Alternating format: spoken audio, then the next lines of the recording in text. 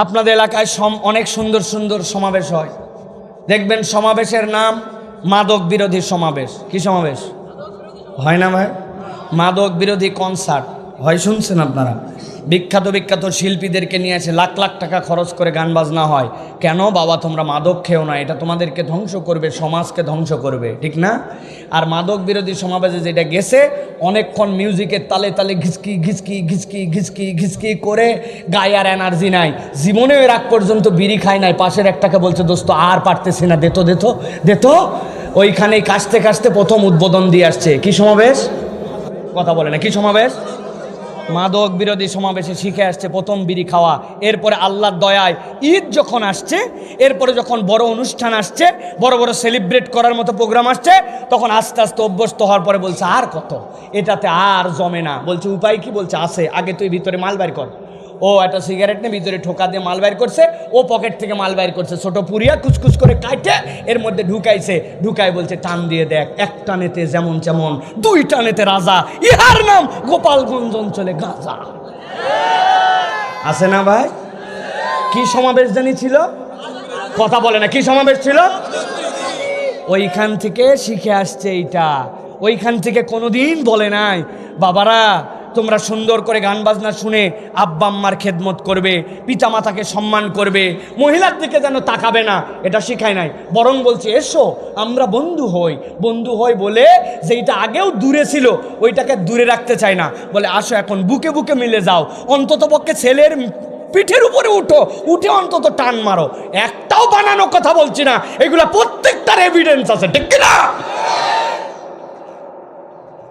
অতএব প্রিয় ভাইরা, ইন্নাল হামদালিল্লাহ আলহামদুলিল্লাহি নাহমাদুহু ওয়া নাস্তাঈনুহু ওয়া নাস্তাগফিরুহু ওয়া নু'মিনু বিহি ওয়া নাতাওয়াক্কালু আলাইহি ওয়া নাউযু বিল্লাহি মিন শুরুরি আনফুসিনা ومن سيئات أعمالنا من يهد الله فلا مضل له ومن يضلل فلا هادي له وأشهد أن لا إله إلا الله وحده لا شريك له وأشهد أن سيدنا وحبيبنا وطبيب قلوبنا محمد الذي أرسله بالحق بشيرا ونذيرا وداعيا إلى الله بإذنه وسراجا منيرا فقد قال الله سبحانه وتعالى في كلامه المجيد وفي فرقان الحميد أعوذ بالله من الشيطان الرجيم بسم الله الرحمن الرحيم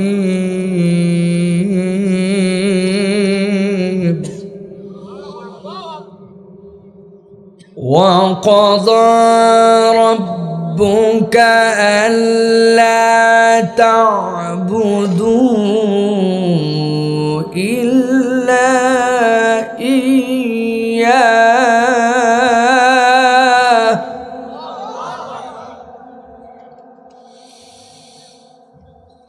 إلا إياه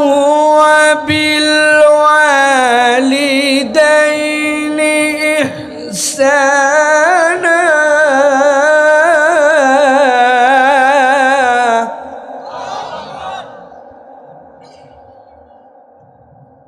إما يبلغن عندك الكبر أحدهما أو كلاهما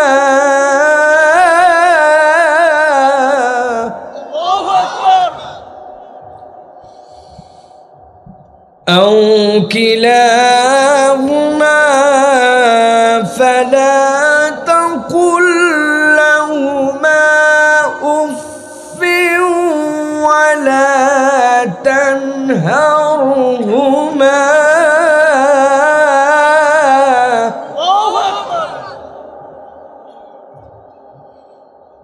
ولا تنهرهما وقل لهما قولا كريما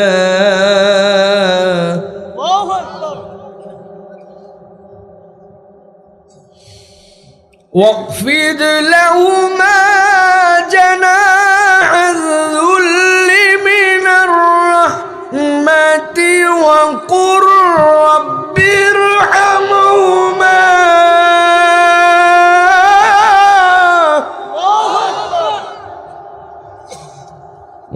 رب ارحمهما كما ربياني صغيرا.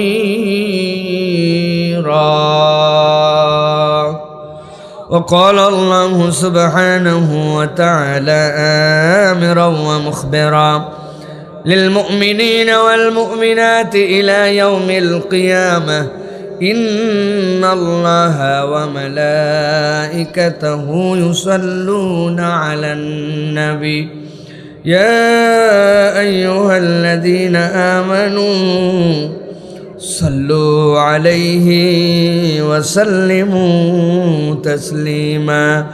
اللهم صل على محمد وعلى آل محمد كما صليت على إبراهيم وعلى آل إبراهيم إنك حميد مجيد. اللهم بارك على محمد وعلى آل محمد كما باركت على إبراهيم وعلى آل إبراهيم إنك حميد مجيد. আলহামদুলিল্লাহ, গোপালগঞ্জের ঐতিহ্যবাহী মকসুদপুরের গোল্ডেন টাচ পাবলিকেশনের উদ্যোগে ঐতিহাসিক 3 দিন ব্যাপী 7ম বার্ষিক মজ মাহফিলের সম্মানিত সুযোগ্য সভাপতি জনাব সিরাজুল ইসলাম মিয়া সাহেব আজকের এই মোবারক মজলিস সহ এই মাহফিলে যারা কথা বলেছেন, মাওলানা এম হাসিবুর রহমান, হাফেজ মাওলানা মুফতি রেদওয়ান, হযরত মাওলানা আব্দুর রহিম আল মাদানী, মাওলানা মুফতি সালমান ফার্সি, কথা বলবেন আমাদের প্রিয় বড় ভাই হযরত মাওলানা আব্দুল্লাহ আল আমিন, মাওলানা তারেক মনোয়ার, মুফতি হাফেজ আমির হামজা, সাদিকুর রহমান আল আজহারি সহ আমন্ত্রিত ওলামায়ে হজরত, ফজলা এজাম, মঞ্চ উপবিষ্ট বিভিন্ন পর্যায়ের সম্মানিত ব্যক্তিবর্গ, আমার সামনে উপবিষ্ট সম্মানিত মুরব্বিয়ানে কেরাম, আমার প্রিয় তরুণ যুবকেরা, পর্দার আড়াল থেকে শুনছেন মা এবং বোনেরা, সকলকে একবার সালাম দিয়েছি। আরও একবার আপনাদের কাছে দোয়া পাওয়া এবং করার আশায় সালাম নিবেদন করি। আসসালামু আলাইকুম ওয়া রাহমাতুল্লাহ। ভালো আছেন আপনারা ভাই? আল্লাহ আমাকে অনেক ভালো রেখে আজকে আপনাদের এখানে 4র্থ বছর পেরিয়ে 5ম বছরে কথা বলার মতো আল্লাহ তৌফিক দান করলেন। আপনাদের এই ভালোবাসা, আপনাদের এই কোরআন শোনার আগ্রহ, এটাকে আল্লাহ রাব্বুল আলামিন যেন কবুল করেন, বলেন আল্লাহুম্মা আমিন। প্রিয় ভাইয়েরা, দুনিয়াতে আমরা যতই যাই করি, দুনিয়াতে যতই বেঁকা হয়ে চলার চেষ্টা করি, কোনো একদিন আমাদেরকে সোজা হওয়া লাগবে না ভাই? এই যে এত বড় আয়োজন, আপনি কি মনে করছেন এই আয়োজনটা আশপাশের জেলার মানুষ জানে না? তাহলে পাশ থেকে যেই গানের মিউজিকের শব্দ আসতেছে এরা কি জানে না? ভালো করে জানে না? এই মাইকের শব্দও হয়তো এই পর্যন্ত যাচ্ছে, কিন্তু যাওয়ার পরেও সকল শ্রেণীর মানুষের কাছে কোরআন হৃদয় গ্রাহ্য হয় না। শয়তান এবং শয়তানি আবু জেহেলের দোসরেরা ছিল, আছে, কিয়ামত পর্যন্ত থাকবে। কিন্তু আবু জেহেলের গোষ্ঠী দিয়ে কখনো কোরআনকে দমায় রাখা যায় না। আবু জেহেলের বিরোধিতায় যদি কোরআনুল কারীম স্থমিত হতো, তাহলে 1450 বছর পরে গোপালগঞ্জের এই মাঠে এইরকম আয়োজন হতো না। হয়তো আজকে সোজা হয় নাই, কিন্তু কোনো একদিন সোজা হওয়া লাগবে, বিশ্বাস করেন তো? আমার কথা নয়, এটা আল্লাহ রাব্বুল আলামিনের কথা। কার কথা? কথা বলেন, কার কথা? আল্লাহ রাব্বুল আলামিন বলছেন, ইয়াউমা ইয়াকুমুর রূহু ওয়াল মালাইকাতু সাফফান লা ইয়াতাকাল্লামুনা ইল্লা মান আযিনা লাহুর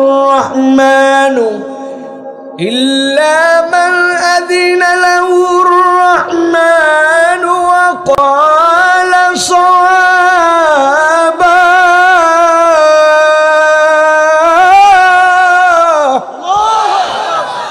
আমার রব্বুল আমিন বলছেন, এই দিনই কেবল দিন নয়, এমন একদিন আসবে, ইয়াউমা ইয়াকুমুর রূহু ওয়াল মালাইকাতু সাফফান লা ইয়াতাকাল্লামুন। তুমি তো কোন হে বাপু, তোমার তো কোনো গোনার মধ্যে ধরারই অবকাশ নাই। আল্লাহ বলছেন রূহ, রূহ মানে জিবরাইল আমিন। আল্লাহ রব্বুল আমিন সৃষ্টিগতভাবে যা যা সৃষ্টি করেছেন প্রাণ দিয়া, আল্লাহর সবচেয়ে বড় প্রাণ দিয়ে সৃষ্টি হচ্ছে জিবরাইল আমিন। আল্লাহ বলছেন ওই জিবরাইল আমিন এবং যত ফেরেশতা সবগুলা আল্লাহর সামনে এমন সোজা হওয়া হবে, সবগুলা কাতার দিয়ে দাঁড়ায়া থাকবে। লা ইয়াতাকাল্লামুন, কোনো কথা ওই দিন বলতে পারবে না। ইল্লা মান আযিনা লাহুর রাহমান, তবে কথা বলবে ওই ব্যক্তি, ওই পাওয়ারফুল লোকেরাই। আল্লাহ যাকে অনুমতি দিবে। তার মানে বোঝা যায় দুনিয়াতে আপনি আপনার ইচ্ছা মতো বাজাতে পারেন, ইচ্ছা মতো হাঁকাতে পারেন, ইচ্ছা মতো আপনার মুখ দিয়ে যা সাক্ষী দেওয়ার তা দিতে পারেন, ইচ্ছা মতো ভরভরায় কথা বলতে পারেন। কিন্তু এমন একদিন আসবে যেই দিন আপনার আমার মুখ বন্ধ হয়ে যাবে। কথা যতটুকু হবে ততটুকু আল্লাহর হুকুমে। আর আল্লাহ বলছেন কোন কথাটুকু হবে জানো নাকি? আল্লাহ বলছেন ওয়াকালা সাওয়াবা, একমাত্র কথা যদি হয় সেই কথাটা সোজা কথাই হবে। ওই দিন যাওয়ার পরে আর ধানাই পানাই কথা বলা যাবে না, ঠিক না? নাকি মনে করছেন দুনিয়ার বুকে আমার প্রভাব আছে, আমার ক্ষমতা আছে, আমার বাড়ি, আমার সাউন্ড সিস্টেম, আমার টাকা, আমার দাপট, আমি যা ইচ্ছা তাই করতে পারি, ওইখানে যাওয়ার পরেও তাই, তো আল্লাহ বলবেন ওয়াকালা সাওয়াবা। সাওয়াবার তাফসীর পড়ে দেখেন ৭৮ নম্বর সূরা নাবার ৩৮ নম্বর আয়াত কোরআনুল কারীমের পড়ে দেখবেন। ওয়াকালা সাওয়াবা মানে কি? আল্লাহ বলছেন কথা যা বলবি, এতদিন পর্যন্ত বান্দা তোমার কনসেপ্ট ছিল তোমার মুখ কেবল কথা বলে, ওই দিন যাওয়ার পরে তোমার কনসেপ্ট বদলায় দেওয়া হবে। ওই দিন মুখ খালি শুনবে, বাকি সব অঙ্গ প্রত্যঙ্গ কথা বলবে। আল্লাহ রাব্বুল আলামিন, মাঠের পরিবেশ তো ভালো ছিল না, আমার অনেকগুলা কাজ ছিল। সন্ধ্যার পরে আল্লাহ রাব্বুল আলামিন একটু আরাম করলেও ভালো লাগতো, কিন্তু ওই কাদা পথ, ওই আল পথ, সবগুলা কাদা মারায়া রব্বুল আমিন, আমি পা হিসাবে বলতেছি, আমি মকসুদপুরের ওই মাহফিলের মধ্যে এসে বসছিলাম। আল্লাহ রব্বুল আলামিন পায়ের সাক্ষ্য গ্রহণ করে যখন নেবেন, ওই কান তখন কথা বলবে। আল্লাহ যেই পা এত দূর পর্যন্ত আসছিল, ও যা বলছে সত্য আল্লাহ, আমি কান হিসাবে সাক্ষ্য দিলাম, আমি ওই জায়গাতে কোরআনের কথাটা শুনেছি। এই পজিটিভ কথাগুলার সাক্ষ্য যেমন আসবে, ওই দিন আমার আপনার আমল নামায় যত দুনিয়ায় ধানায় পানায় করেছি সেইগুলাও আল্লাহর আদালতে হিসাব দেওয়া লাগবে। 50 টাকা ইমান বিক্রি করে দিয়েছিল, পার্সেন্টেজ হয়েছিল 10, দেখাইছিল ওটা 75 না কত, আল্লাহর কাছে হিসাব দেওয়া লাগবে না? আমার আল্লাহ রব্বুল আমিন বলছেন সাবধান হয়ে যাও, ওই দিন যাওয়ার পরে সব পুঙ্খানুপুঙ্খ হিসাব হবে। ওয়াকালা সওয়াবা, বান্দা ওই দিন যা বলবে ওই দিন সঠিক কথাটুকুই কেবল তোমার মুখ দিয়ে আসবে। আল্লাহ বলছেন কাউকে তো প্রতিপক্ষ বানানো হলো না, কেউ কোরআনের পক্ষে কেউ বিপক্ষে, আগেই বলা হলো না ইসলামের শত্রুরা হুঁশিয়ার সাবধান, এটা আল্লাহ বলতে বলেন নাই। আল্লাহ বলছেন তবে আমি রব্বুল আমিন তোমাকে জানালাম ইন্না আনযারনাকুম আযাবান করিবা ইয়াওমা ইয়াদুরুল মারউ মা কদ্দামাত ইয়াদাহু ওয়া ইয়াকুলুল কাফিরু ইয়া লাইতানি কুনতু তুরাবা। আমার রব্বুল আমিন বলছেন আর ওই দিন যাওয়ার আগেই যে কোরআন শুনতে আসলে, কেন আসলে তুমি? আল্লাহ বলছেন ইন্না আনযারনাকুম আযাবান করিবা, বেশি দূরে নয় বান্দা।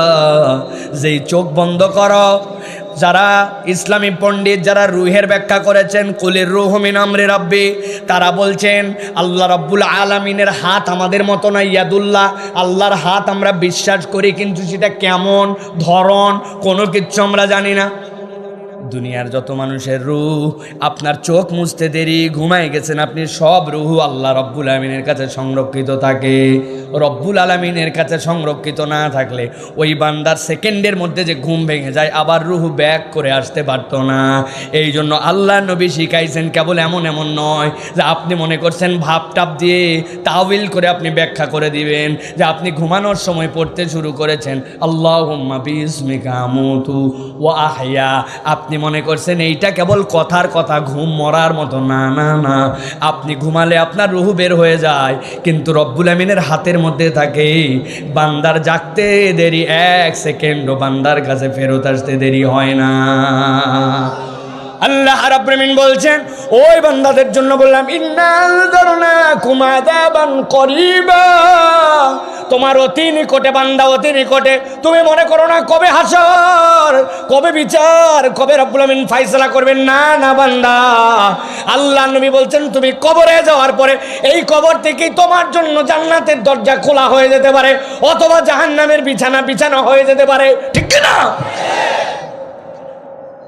আল্লাহ এই জন্য বলছেন ইয়াউমা ইয়ানজুরুল মারউ মা কদ্দামাত ইয়াদা, দুইটা আয়াতের মধ্যে একটু সমন্বয় করলে শব্দ দুটার দিকে খেয়াল করেন। ইয়াউমা ইয়ানজুরু দেখতেছে, দেখতে পাবে, আল্লাহ রাব্বুল আমিন মুজারে ব্যবহার করলেন। তারপরে বলছেন মারউ ব্যক্তি, কিন্তু পরের আয়াতে যে আল্লাহর ব্যক্তি বলেন নাই, আল্লাহ বলছেন ইয়াউমা ইয়ানজুরুল মারউ মা কদ্দামাত ইয়াদা, যত মানব আত্মা আছে সবাই ওই দিন তার আমলনামা তার হাতের মধ্যে পাবে। এরপর আল্লাহ বলছেন, এখানে বললাম মানব আত্মা মারউন মানে মানুষ, কিন্তু পরে আল্লাহ বলছেন ওয়ায়াকুলুল কাফির, কিন্তু যারা অস্বীকার করেছিল ওই ব্যক্তিদের মধ্যে থেকে আল্লাহ ইস্তেসনা করে আলাদা করে নিলেন। নেওয়ার পরে বলছেন তবে যারা কাফের তারা আল্লাহর কাছে বলতে শুরু করবে ইয়া লাইতানি কুনতু তুরাবা, হায় আফসোস, হায় আফসোস, আমরা যদি মাটি হয়ে যেতাম। আল্লাহ নবী বলছেন আল্লাহ রাব্বুল আমিন বাহিমাতুল আনাম যতগুলো আছে, প্রাণী যতগুলো আছে সবগুলোকে আল্লাহর সামনে ওই দিন দাঁড় করাবেন। হঠাৎ করে একটা ছাগল, যেই ছাগলের দুইটা শিং আছে, আরেকটা ছাগল, আরেকটা ভেড়া, আর একটা পাঁঠা যার দুইটা শিং নাই, দুনিয়ার বুকে একসাথে ঘাস খাইতে খাইতে এই বেটার দাপট বেশি, সবুজ ঘাস বেশি পাইছিল, ও যায় শিং যেটার নাই ওরে গুতা লাগাইছে। আল্লাহ দেখাবেন ভিডিও দেখছ, দেখার পরে বলবেন যে এইটার মাথায় শিং নাই, আমার হুকুমে শিং উঠে যাও, সাথে সাথে ওইটার শিং গজায় যাবে। যেই না শিং গজাবে, যেইটা দুনিয়ায় গুতাইছিল, আল্লাহ বলবেন এখন তুই ওরে গুতা দে। যেই না তারে গুতা দিবে, গুতাটা দুনিয়ায় জুলুম যেটা হয়েছিল বরাবর হয়ে যাবে।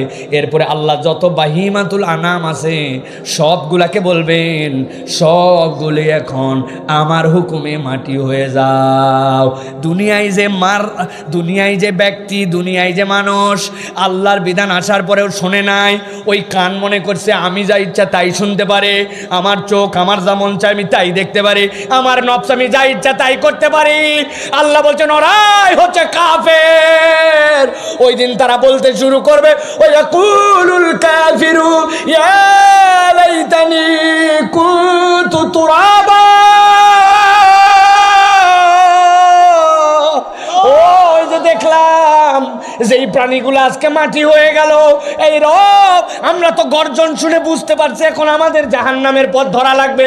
হায় আফসোস যদি আমরা মাটি হয়ে যেতাম। বলেন তো ওই দিন যাওয়ার পরে কি মাটি হওয়া যাবে? দুনিয়ায় যদিও গান গাওয়া যায়, আমি মাটি হব মাটি, হ্যাঁ এত সোজা নয়। তোমার রব তোমাকে ওই মাটির থেকে আবার জীবিত করবেন। অতএব মাটি হবে ঠিক, কিন্তু একবারে মাটির মধ্যে বিলীন হয়ে তুমি যাবা না। আল্লাহু আকবার। অতএব প্রিয় ভাইয়েরা, যারা কোরআন শুনতে আসছি, এটা কি জন্য আমাদেরকে দাওয়াতে নিয়ে আসছি? এই দাওয়াতটা ইন্নাম যারনাকুম আযাবান করিবা, সতর্ক করো, তোমাদেরকে রাস্তা বলে দেওয়া হচ্ছে, ট্রেনিং দেওয়া হচ্ছে, সামনে বিরাট এক রাস্তায় চলবে। কিন্তু সকলের হৃদয়ে এইটা একভাবে সমভাবে স্পর্শ করে না, ঠিক কি না? আমি অনেক জায়গায় বলি, শীতের দিন আপনাদের এই গোপালগঞ্জ অঞ্চলে মাটির চুলা আছে ভাই? কথা, মাটির চুলা আছে? মাটিতে রাত্রেবেলা মা চুলা ধরায় রান্নাবান্না করে ভুল করে ম্যাচ, যেটা দিয়া সলাই, ম্যাচটা উঠাতে ভুলে গেছে। সারা রাত নিয়রে ছিল, কুয়াশায় ছিল, পাল্লা পড়ছিল। সকালবেলা ম্যাচটা জুগুথবু বুঝে থাকলে বলেন তো ভাই, একদম নিমড়াই গেছে যেই ম্যাচ, একদম গরম নাই আর। সকালবেলা কাঠি বের করে ঠোকা দিলেই ধরবে তো? বেশি ঠোকাঠকি করলে ওই কাঠির বারুদ ছুটে যাবে, ঠিক না ভাই? ওই জন্য আগে চিন্তা করে বগলের নিচে নে, আগুনের উপর একটু দে, আরেকটা ম্যাচ দিয়ে গরম কর, তারপরে অন্তত ধরা, ঠিক না? এটা বলার উদ্দেশ্য প্রিয় ভাইয়েরা, কোরআনের আয়োজন হলেই যে সব মানুষ অ্যাট্রাকটিভ হয়ে শুনবে, সব মানুষ এসে কথা বুঝবে, বিষয়টি এরকম নয়। আল্লাহ বলছেন কোরআন তাদের প্রতি এফেক্ট করে। কাদের প্রতি? ওয়াইদা তুলিয়াত আলাইহি আয়াতুহু যাদাতহুম ঈমানা ওয়া আলা রাব্বিহিম ইয়াতাওয়াক্কালুন। আপনাকে একটা কুপিবাতি ধরাই দিছে। আপনাদের এলাকায় কুপিবাতি আছে না ভাই? আপনারা কি কুপি বলেন তো নাকি? কুপিবাতি বলে ভাই। হারিকেন বললাম, হারিকেন ধরাইছে মা, ধরানোর পর খানিকক্ষণ পরে দেখে কালো ধোঁয়া মাইরে মাইরে আস্তে করে হারিকেনটা বন্ধ হয়ে গেছে। কিরে, এরকম তো হওয়ার কথা না। আবার শোলটা বলে আমাদের এলাকায়, ওই শোলটা আস্তে করে নিয়ে ফেলে দিয়েছে, আবার ধরাইছে, একটু শোলটা টেনে দিয়ে দেখে আবার নাই। কি নাই? কথা বলে না, কি নাই? তেল নাই। বলছে যতই ধরাও, খালি ধরাতে দেরি, পোলতা পুড়তে দেরি নাই, বেটাকে তেল দে তারপরে ধরা, ঠিক কিনা? অতএব কোরআনের বাগান সাজালেই সবগুলা চলে আসবে এরকম না, কিছু তেল তবিলে থাকতে হবে। ওই তেলের নাম হচ্ছে ঈমান। ঈমান যার আছে ওই বান্দাদেরকে কোরআন থেকে দূরে রাখা যাবে না, ঠিক কিনা? আর যেগুলো বেঈমান আছে, মুনাফিক আছে, হাজার কিছু বলার পরেও কোরআনের মাহফিলের পাশেই তারা গান বাজনা বাজাবে, ঠেকানোও যাবে না, ঠিক কিনা? করে একটা উদাহরণ দিয়ে মূল আলোচনায় ঢুকি। রবিল ভাইয়ের কাজই হচ্ছে আমাকে সবসময় চাপে রাখা। কোনো নর্মাল সাবজেক্ট আমার নাই 5 বছরে। ইব্রাহিম আলাইহিস সালামের জীবনী দেন না, 3-4 ঘন্টা বলতে হয়। আমাকে লাগাই দিচ্ছেন কঠিন সাবজেক্টে, সুবিধা আছে, পড়ালেখা করতে হয়, এর জন্য এটা আমার জন্য ভালো। প্রিয় ভাইয়েরা, আপনাদের এলাকায় ইট বানায়? কেমনে ইট বানায় দেখেন তো, আমার সাথে মিলে কিনা? সুন্দর করে আগে মাটি নরম করে, করার পরে মাটির থেকে যত ঘাস মাস যা সব ফেলে দিবে, এরপরে দিল ওই মাটি একটা সুন্দর করে ছাঁচের মধ্যে ফেললো, ছাঁচটার মধ্যে থেকে সুন্দর করে আস্তে আস্তে করে এরপরে আস্তে নামালো, নামানোর পর কিছুদিন শুকালো, শুকানোর পর ইটের ভাটার মধ্যে ঢুকালো, ঢুকানোর পরে ওই ইটটা 7-8 দিন ধরে পুড়ালো, এরপরে 3-4 দিন রেস্ট দিল, এরপরে আস্তে করে ইট আস্তে আস্তে বের করলো। কথা ঠিক আছে? যদি ঠিক না হয় তাহলে আমার উদাহরণ কাজ দিবে না, ঠিক হলে কাজ দিবে, ঠিক আছে? এবার বলেন, যে ইটটুকু মাটি একই রকম করে বানায়া একই ছাঁচের মধ্যে ফেলে একই দিন ঢুকায় পুরায় একই দিন বের করলো, ঢুকছে একরকম কিন্তু বের হয়েছে 4 রকম। বের হওয়ার সময় একটা ইট বের হয়েছে একটু বেঁকা। ওর নাম আমাদের ঢাকায় পিকেট। কি নাম? ওর কপালে কোনো গাঁথনি নাই, ওর কপালে আছে ঝাঁকি মেশিন, ওর মধ্যে ফেলে দিয়ে ওকে সাইজ করে খোয়া বানায় ফেলবে, ঠিক কিনা ভাই? একই মাটি একই দিন ঢুকানো, একই দিন পুরানো, একই দিন বের করা, কিন্তু হয়েছে পিকেট, ঠিক কিনা? আরেকটা আছে পিকেটও হয়নি, ওটার নাম হয়েছে ঝামা। কি নাম? শীতের দিন যদি পাইয়ে যান পকেটে করে নিয়ে আসবেন, গোড়ালি সাফ করার জন্য বিরাট ওস্তাদ, ঠিক কিনা? একই মাটি, একই শ্বাস, একই দিন ঢুকানো, একই দিন বের করলো, কিন্তু হয়েছে ওটা ঝামা, ঠিক কিনা? আরেকটা হয়েছে 2 নম্বর, ও ভালো করে পড়ে নাই, কিন্তু ওরে যদি আপনি খোয়া বানাতে চান দিলে সব পাউডার হয়ে যাবে। ওই জন্য ওর ব্যবহার কোথায়? এলাকার কোনো উন্নয়ন যদি দ্রুত দেখাতে হয় তাহলে এক ট্রাকানে মারি দিবে, উপর দিয়ে বোল্ডেজার দিয়ে দিবে ঢালা, নিচে হয়ে যাবে তেলতেলা, ঠিক কিনা? একই মাটি, একই শ্বাস, একই দিন ঢুকানো, একই দিন বের করা, কিন্তু 2 নম্বর। আর একটা হইছে 1 নম্বর, ওইটাকে আপনি গাঁথনিতে লাগাবেন, কাজ দিয়ে দিবে। ওইটাকে আপনি ইট ভাঙাবেন, কাজ দিবে। পায়ের গোড়ালি ঘুষবেন, কাজ দিবে। রাস্তাতে দিবেন, কাজ দিবে। তার মানে একই মাটি একই দিন ঢুকালে, একই দিন বের করলে কেবল 1 নম্বর হওয়া যায় না। আমার আল্লাহ এক, আমার নবী এক, আমার কোরআন এক, আমি নামাজ পড়ি, এইটুকু বললেই 1 নম্বর মুসলমান হওয়া যায় না। 1 নম্বর মুসলমান হওয়ার জন্য কোরআন হাদিসের দৃষ্টিতে পরীক্ষায় পাশ করতে হয়। প্রিয় ভাইয়েরা, এই জন্য আল্লাহ রাব্বুল আলামিন আমাদেরকে বোঝার তৌফিক দান করুক। বাংলাদেশ এখন চলতেছে নামে 2 নম্বর, নামে পিকেট, কিন্তু ভাবে সব 1 নম্বর। পার্থক্য বোঝা লাগবে প্রিয় ভাইয়েরা। আল্লাহ আমাদেরকে বোঝার তৌফিক দান করুক, বলেন আল্লাহুম্মা আমিন। প্রিয় ভাইয়েরা, আজকে আমার আলোচ্য বিষয় 3 থেকে 3.5 ঘন্টা লাগবে শেষ করতে। আছেন তো নাকি? জি মানে জি, হ্যাঁ, আপনারা থাকেন, আমি চলে যাব। আমি অল্প কিছু সময় আজকে কথা বলবো। বিষয়টা খুবই জরুরি, বর্তমান সমসাময়িক প্রসঙ্গে বিশাল জরুরি। পিতামাতার প্রতি সন্তানের, সন্তানের প্রতি পিতামাতার দায়িত্ব এবং কর্তব্য অত্যন্ত গুরুত্বপূর্ণ বিষয় বর্তমান সময়ের জন্য। বলবেন কেন হুজুর এত গুরুত্বপূর্ণ বলতেছেন? সব সময়ে পিতামাতা এবং সন্তানের এই সম্পর্ক এমন সম্পর্ক যেটা দ্বারা পৃথিবী গঠিত হয়। পিতামাতার এই সম্পর্ক সন্তানের সম্পর্ক দিয়ে দুনিয়া গঠিত হয়, দেশ নয়, পুরা পৃথিবী গঠিত হয়। সুতরাং এটা সবসময় গুরুত্বপূর্ণ, কিন্তু বর্তমানে গুরুত্বপূর্ণ কেন বেশি?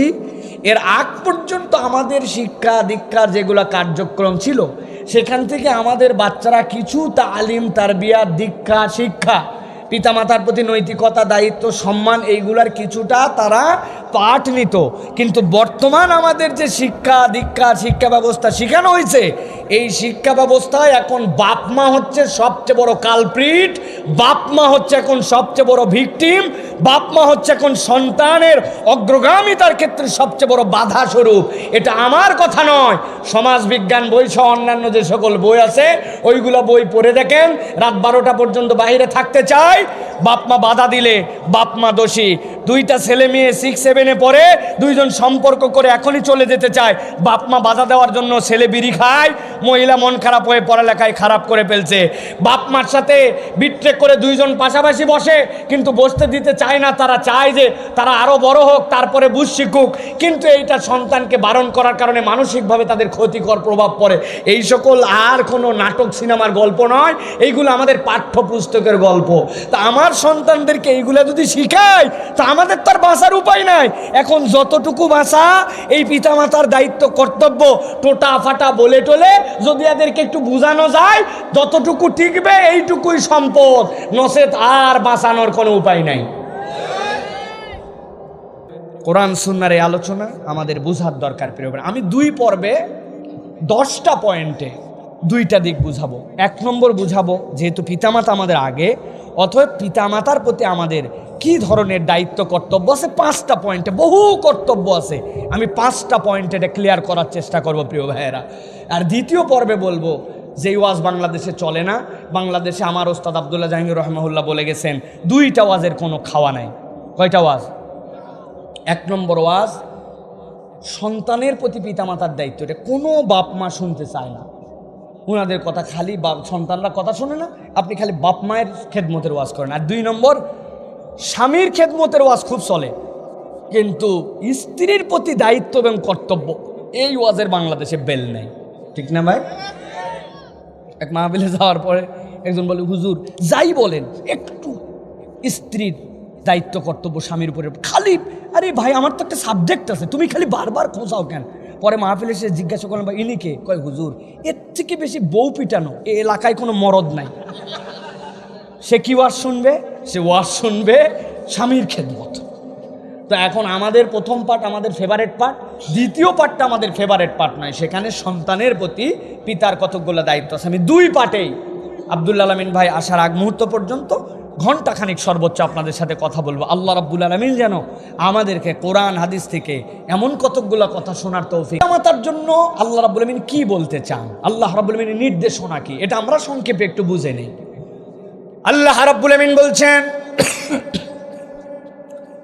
সূরা বনী ইসরাঈলের মধ্যে, কিয়ামত পর্যন্ত আগত সন্তানদের জন্য আল্লাহ পিতা মাতার জন্য দায়িত্ব নির্ধারণ করে দিচ্ছেন। অদ্ভুত কতকগুলা কথা আল্লাহ রাব্বুল আমিন এই আয়াতে কারিমার মধ্যে বলেছেন। আল্লাহ রাব্বুল আমিন বলছেন, ওয়া ক্বাদা রাব্বুকা আল্লা তা'বুদু ইল্লা ইয়া। দুনিয়ার মানুষ, আমি আল্লাহ রাব্বুল আমিন এক নম্বর তোমাদের জন্য দায়িত্ব দিলাম, তোমরা আল্লাহ ছাড়া কারো ইবাদত করবে না। ইবাদত পাওয়ার হকদার, ইবাদত পাওয়ার মালিক একমাত্র আল্লাহ। এই জন্য বান্দা যখন সালাতে দাঁড়ায় সূরা ফাতিহাতে প্রত্যেকবার তাকে বলতে হয়, ইয়্যাকা না'বুদু ওয়া ইয়্যাকা নাস্তাঈন।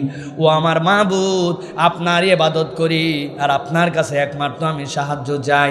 আল্লাহ বলছেন এই হুকুমের মধ্যে তুমি যদি থাকতে পারো তাহলে তোমার মধ্যে ঈমান ইসলাম, তোমার মধ্যে আল্লাহর সাথে যে দায়িত্ব সেটার মধ্যে তুমি আসো। আর এই হুকুমের থেকে তুমি যদি বের হয়ে যাও তাহলে তোমার সাথে তোমার রবের আর কোনো কথা নাই। তোমার সাথে তোমার রবের কথা নাই মানে কি? আল্লাহ ছাড়া অন্য কারো যদি ইবাদত করি আমরা তাহলে সেইটা হবে শিরিক।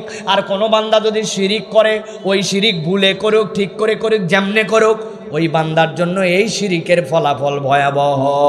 আল্লাহ এই জন্য বলছেন দুনিয়ার মানুষ বুঝো কত গুরুত্বপূর্ণ, কত গুরুত্বপূর্ণ তোমার সাথে তোমার রবের যে সম্পর্ক, এই নিসবত যদি ঠিক রাখতে চাও, আল্লাহ বললেন, আল্লাহ নির্দেশ দিলেন আল্লাহ ছাড়া কারো ইবাদত করা যাবে না।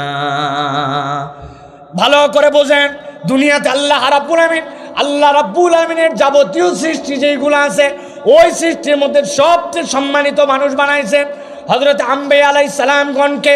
আর দুনিয়াতে যত পয়গম্বর আছেন, যত আল্লাহর সৃষ্টি আছে, সবচেয়ে দামি সৃষ্টি হচ্ছেন মুহাম্মাদুর রাসূলুল্লাহ সাল্লাল্লাহু আলাইহি সাল্লাম।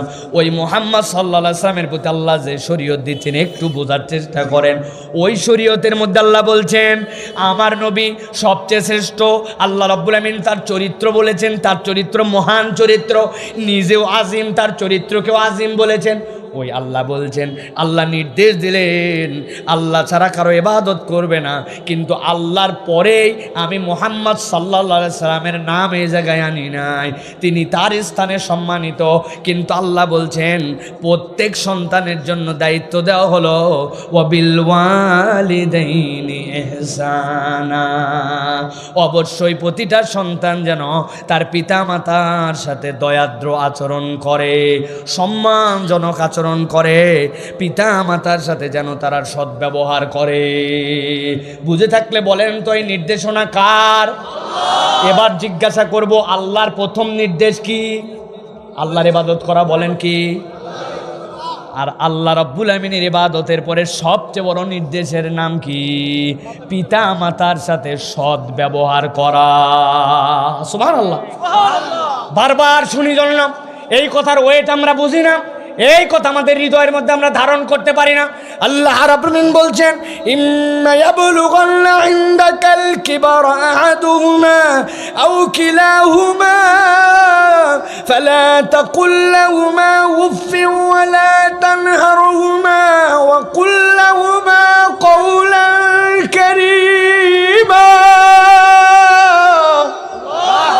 আমার রব্বুল আমিন বলছেন, আর দুনিয়ার মানুষ, আমি আল্লাহ জেনারেল ভাবে তোমাদের জন্য বললাম তোমার বাপ মার সাথে তোমাকে সৎ আচরণ করতে হবে, তবে স্পেশাল করে দিলাম বান্দা তাদের কেউ একজন অথবা উভয়জন যদি কখনো বার্ধক্যে পৌঁছায় যান, ওই বার্ধক্যে পৌঁছানোর পরে তো তাদের অবস্থাও হবে সুম্মা রাদাদনাহু আসফালা সাফিলিন। অনেক হ্যান্ডসাম ছিল, অনেক শক্তিময় ছিল। তুমি যখন ক্লাস 5-এ পড়তে, 6-এ পড়তে, বাচ্চাটা অনেক স্বাস্থ্যকর, কিন্তু কাঁধের মধ্যে বাপ আনন্দের জন্য মাঠের মধ্যে আল দিয়ে নিয়ে চলে গেছে। নিজের যে কাঁধের মধ্যে ব্যাঙ্গের মধ্যে সুন্দর করে তার 2টা ডালি ডোয়াইছিল, এক পাশে একটা সন্তান আর এক পাশে আরেকটা সন্তানকে অনেক সময় ভারের মধ্যে করে নিয়ে চলে গিয়েছিল।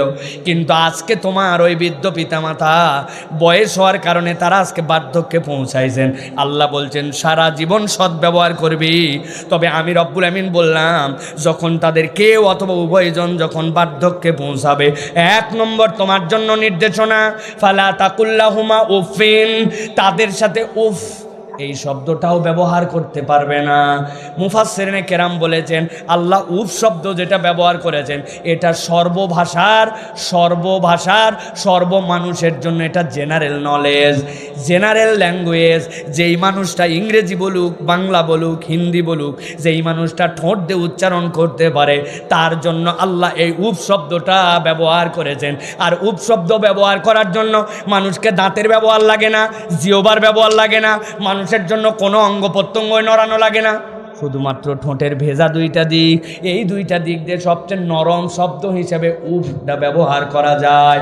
আল্লাহ বলছেন, আমি আল্লাহ বললাম যেই শব্দটার ব্যবহার করার জন্য তোমার দাঁত লাগে না, তোমার জিহ্বা লাগে না, তোমার পরিশ্রম লাগে না, কোনো ভাষাবিদ হওয়া লাগে না। আল্লাহ বলছেন ওরকম নরম শব্দ যেটা উফ, এই উফ শব্দটুকু ব্যবহার করা আমি আল্লাহ পিতা মাতার উপরে তোমার জন্য হারাম করে দিলাম। এক সন্তান বলছে, বাপ মায়ের সাথে কথা বললে আমার রাগারাগি হয়, কথা বললে বিরক্ত হয়ে যায়। আল্লাহ রাব্বুল আমিন বলছেন ফালা তাকুল্লাহুমা উফিন, তার সাথে উফ শব্দটাও ব্যবহার করো না। ওই জন্য বলছে আমি বাপ মায়ের সাথে কথাই বলি না হুজুর। কি বলে না? আল্লাহ রাব্বুল আমিন মারে দিছেন, আপনারা হাসাতে আমি খুশি হয়েছি, তার মানে আলোচনাটা আপনার হৃদয় পর্যন্ত পৌঁছাইছে না। আমি কথা বলি না। আল্লাহ বলছেন এরকম ঘাড় তারা কিছু সন্তান তো থাকতেই পারে। আমি আল্লাহ তাদের জন্য বললাম উফ বলবি না, মানে যেখানে আমার উফই বলার নাই সেখানে আবার বাপ মায়ের সাথে রাগারাগি কেমনে করব, চড়া গলায় কথা বলবো কেমন করে, এই জন্য আমি কথাবার্তায় বলি না বাবা, কখন কোন কথা বের হয়ে যায়। আল্লাহ বলছেন বান্দা চালাকি করো না, ওয়াকুল্লাহুমা কওলান কারীমা, কথা তো উফ বলা যাবে না, তবে মুখ বন্ধ করেও থাকতে পারবে না। আমি আল্লাহ তোমার জন্য দায়িত্ব দিলাম, বলতে হবে তোমাকে সম্মানজনক কথা, পছন্দ হোক বা না হোক। তোমার বাপ মায়ের সাথে তোমার এই কথা বলাটাও আল্লাহর পক্ষ থেকে একটা ইবাদত। বুঝেন নাই আপনি? বুঝলে আপনার সুবহানাল্লাহর ফিলিংস অন্যরকম হবে। একটা সন্তান বাপের সামনে বসে আছে, বাপ খালি উল্টাপাল্টা কথা বলে, কি যে বলতেছে এটা সন্তানের পছন্দ হয় না, কিন্তু বাপের সামনে যে বিনয়ের সাথে বসে বলছে আব্বা আপনার জন্য আমি একটা লুঙ্গি কিনতে চাই। বাবা বলছে লাগবে না লুঙ্গি আমার অনেকগুলো আছে, কিন্তু না আব্বা আপনাকে আমি একটা লুঙ্গি কিনতে চাই আপনার জন্য। তবে আব্বা লুঙ্গি তো কিনতেই চাই, এনে তো আপনাকে দিয়েও দিতে পারি, এরকম করে হবে না। আমি একটা রিক্সা নিয়ে আসছি, কষ্ট করে হলে আপনাকে রিক্সায় উঠতে হবে, বাব্বাটা কিন্তু 2 জন যাব, যাই দোকানের মধ্যে বসবো, বসে আপনার যে লুঙ্গি পছন্দ হয়, বলতেছে দোকানে গেলে আমার একটা না অনেকগুলাই মাঝে মাঝে পছন্দ হয়, বলতে যে কয়টাই পছন্দ আব্বা আপনার সাথে যাবেন, যাওয়ার পরে আপনি একটুখানি ওইখান থেকে একটা লুঙ্গি পছন্দ করে কিনে নিয়ে আসবেন। বাপ্পাটা এখনও লুঙ্গি কিনতে যায় নাই, বাপ এখনও রাজি হয় নাই, বাপের লুঙ্গি লাগবে কি লাগবে না প্রসঙ্গ ভিন্ন। কিন্তু কোনো সন্তান যদি বাপের কাছে এসে বিনয়ের সাথে এরকম করে কথাটুকু বলে, গল্পটুকু বলে, আব্বা সকালবেলা কি আপনি পেপার পড়ছেন? আজকে পেপারের সবচেয়ে গুরুত্বপূর্ণ নিউজ কি আব্বা খেয়াল করছেন আপনি? কোনো দরকার নাই কিন্তু এই প্রসঙ্গ বলছে, এইটুকু যে তার সাথে বলল, তার বাপের সাথে এই যে সদাচরণমূলক যে কথা বলল, ওই বান্দা 2 রাকাত নামাজ পড়ে জীবনে বুকে হাত দিয়ে বলতে পারবে না আমি এমনভাবে 2 রাকাত নামাজ পড়েছি, আমার নামাজ কবুল আল্লাহ করেছেনি। এমনভাবে একটা রোজা রাখছিলাম, রোজার সব হুকুমাকাম ঠিক মতো পালন করছি জন্য আমার আল্লাহ আমার রোজা কবুল করছেনি বলতে হয়তো পারবে না, কিন্তু ওই বান্দা হাসরের দিনে আল্লাহর কাছে বুকে হাত দিয়ে বলতে পারবে, আল্লাহ আপনি যে বলেছিলেন ওয়াকুল্লাহুমা কওলান কারীমা, আয় রব পিতামাতার সাথে সম্মানজনক কথা বলো। বান্দা যতক্ষণ এই কথা বলে অ্যাকশন আরও দূরে আছে, কাজে পরিণত করা আরও দূরে আছে। এই কথা বলতে থাকা অবস্থাতে আল্লাহর ফেরেশতা দুইজন কেবল লিখতেই থাকে, আমার বান্দা আল্লাহর হুকুম অনুযায়ী ইবাদত করতেছে, ইবাদত করতেছে, ইবাদত করতেছে। ও লুঙ্গির আলাপ করে, ও পেপারের আলাপ করে, ও বাপের শরীরের খবর নেয়। আর আল্লাহর বান্দার জন্য আল্লাহর ফেরেশতা লেখে, আল্লাহ তোমার বান্দা ইবাদত করতেছে, তোমার বান্দা ইবাদত করতেছে, তোমার বান্দা ইবাদত করতেছে। নবী বলতেছেন একটা কবুল ইবাদত পাইলে তোমার জান্নাতে যাওয়ার এটা ওসিলা হতে পারে। অতএব বাপ মায়ের সাথে সুন্দর করে কথা বলা স্বয়ং একটা ইবাদত। আল্লাহ এই জন্য বলছেন ওয়াকুল্লাহুমা কওলান কারীমা। আল্লাহু আকবার। যেমন তেমন বিষয় এটা নয়। এবার আপনি বোঝেন যে আল্লাহর কাছে আপনি এই রকম করে কথা বললে এটা ইবাদত হয়, তাহলে ওই বান্দাকে আল্লাহ রাব্বুল আমিন বললেন তোমার জন্য দায়িত্ব দিলাম আমি, আল্লাহ তা'বুদু ইল্লা ইয়া ওয়া বিল ওয়ালিদাইনি ইহসানা। তোমার বাপ মার সাথে তোমার সদাচরণ করা লাগবে। তাহলে উল্টাটা যদি কোনো বান্দা করে, তাহলে ওই বান্দা যতক্ষণ এই কাজ করে সে একটা কবিরা গুনাহ করে। আল্লাহু আকবার। আপনি হিসাব মিলাতে পারবেন না। আমলনামা কোন দিক দিয়ে যায়, মুফলেসের কাতারে উঠে যাব আমরা। নবী করিম সাল্লাল্লাহু আলাইহি সাল্লামের কাছে সাহাবীরা আসছেন, ইয়া রাসূলুল্লাহ, ইয়া হাবিবাল্লাহ, আমাদের ভাই তো মৃত্যু সজ্জায় চলে গেছেন। গভীর মনোযোগ দেন, কার ব্যাপারে কথা বলতেছি? সাহাবী। বলেন কার ব্যাপারে? সাহাবীর ব্যাপারে। নর্মাল কোনো মানুষ নয়, আদনা থেকে আদনা সাহাবী। যেই সাহাবী ইমানের উপর নবীকে দেখছেন আর ইমানের উপর মৃত্যুবরণ করছেন, উনি হচ্ছেন সাহাবী। জোহরের নামাজের আগ দিয়ে ইমান আনছেন, আসার পরে যুদ্ধে নেমে গেছেন, জোহরের নামাজটাও পান নাই, এর মধ্যে শহীদ হয়ে গেছেন। উনার কোনো নামাজ নাই, উনার কোনো এবাদত বলতে বাকি কিছু নাই, কেবলমাত্র যুদ্ধের শাহাদত। ওই ব্যক্তিটার জুতার তলার ধুলার যে মূল্য, দুনিয়ার সকল আউলিয়া যারা আছে সবাইকে এক পাল্লায় তুললেও এ মর্যাদা হবে না। কেননা সে চাক্ষুষ ইমানের উপরে নবীকে দেখেছে আর ইমানের উপরে মৃত্যুবরণ করছে। আল্লাহ সাক্ষ্য দিয়েছেন, রাদিয়াল্লাহু আনহু ওয়া রাদু আন। আল্লাহ তার প্রতি সন্তুষ্ট, তারাও রবের প্রতি সন্তুষ্ট। সাহাবী এসে বলছেন, ইয়া রাসূলুল্লাহ, ইনার তো দেখা যাচ্ছে মৃত্যু সজ্জায়, কিন্তু আপনি তো নির্দেশ দিয়েছেন লাক্কিনু মাউতা, তোমাদের যারা মৃত্যু সজ্জায় যাবে তাদেরকে তোমরা তালকিন করো। তালকিন করার মানে কি? এখানেও আমাদের মিসকনসেপ্ট আছে। আমরা অনেক সময় মৃত্যু পথযাত্রী অসুস্থ মানুষ, তার কাছে যাই বলি, কালেমা পড়, কালেমা পড়, কালেমা পড়, বল আশহাদু আল্লা ইলাহা, আশহাদু আল্লা ইলাহা। নবী নিষেধ করছেন না, এর মানে তালকিন নয়। তালকিন মানে কি? তার পাশে যাবে, যাওয়ার পরে তোমরা পাশ থেকে এমনি পড়তে থাকবে, আশহাদু আল্লা ইলাহা ইল্লাল্লাহ ওয়া আন্না মুহাম্মাদান আবদুহু ওয়া রাসূলুহু, লা ইলাহা ইল্লাল্লাহ মুহাম্মাদুর রাসূলুল্লাহ। এইটা আপনি পড়বেন, ও শুনে শুনে স্মরণ যেন হয়ে যায়।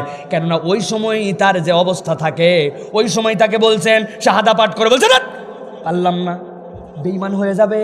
এই জন্য নবী টেকনিক শিখাইছেন, অসুস্থ মানুষ তার সাথে যাওয়ার পর বেশি সময় নেবে না, এরকম করে তোমরা তার কাছে তালকিন করো।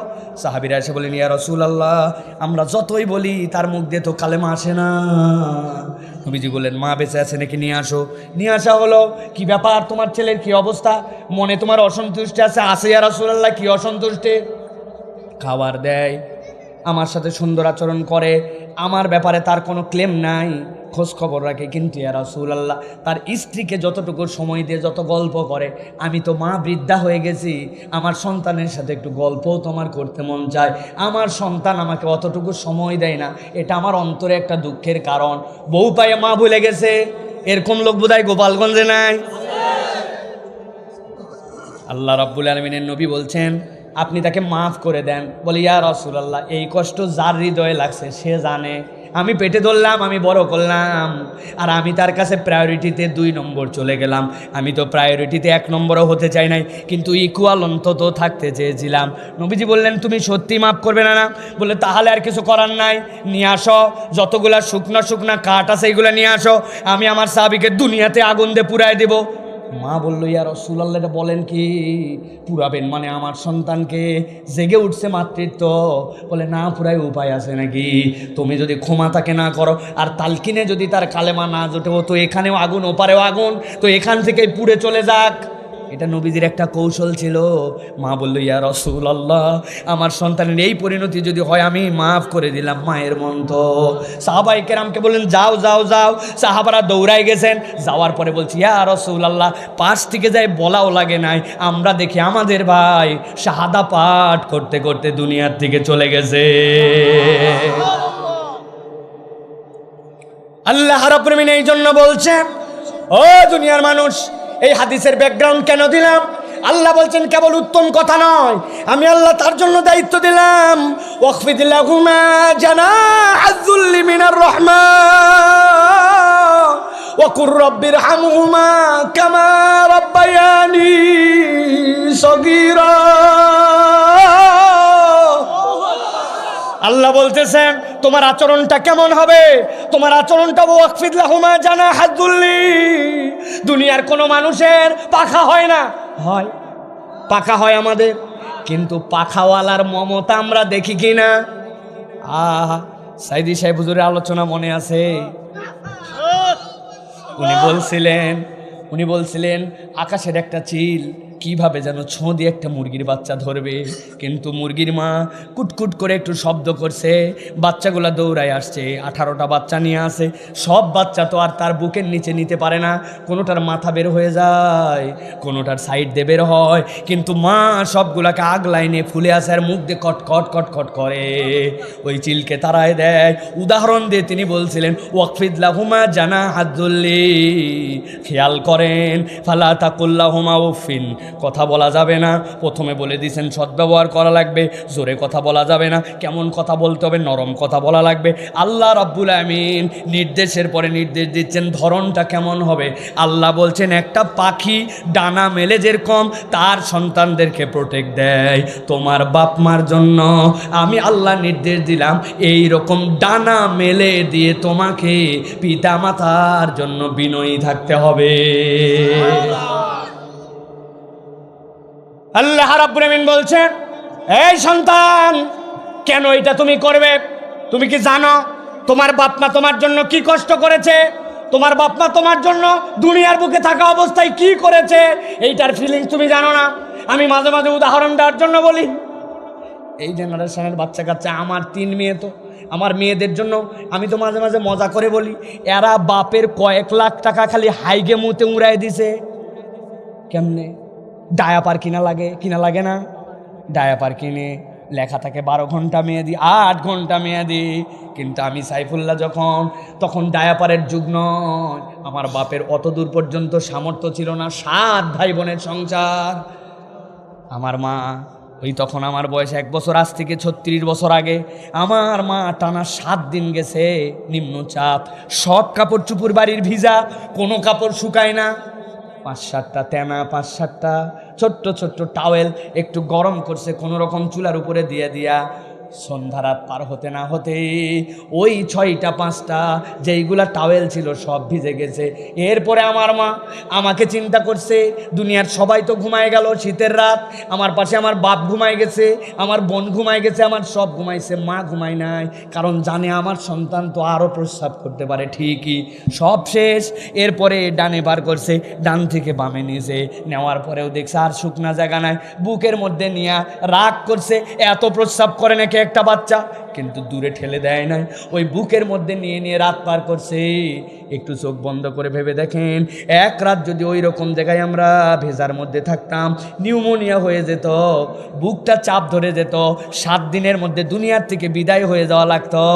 দুনিয়ার কেউ যে উষ্ণতা আপনাকে দেয় নাই, যেই গরম আপনাকে দেয় নাই, আপনার আমার মা ওই রকম কষ্টটা দুনিয়াতে আনার পরেও গড়বড় করছে।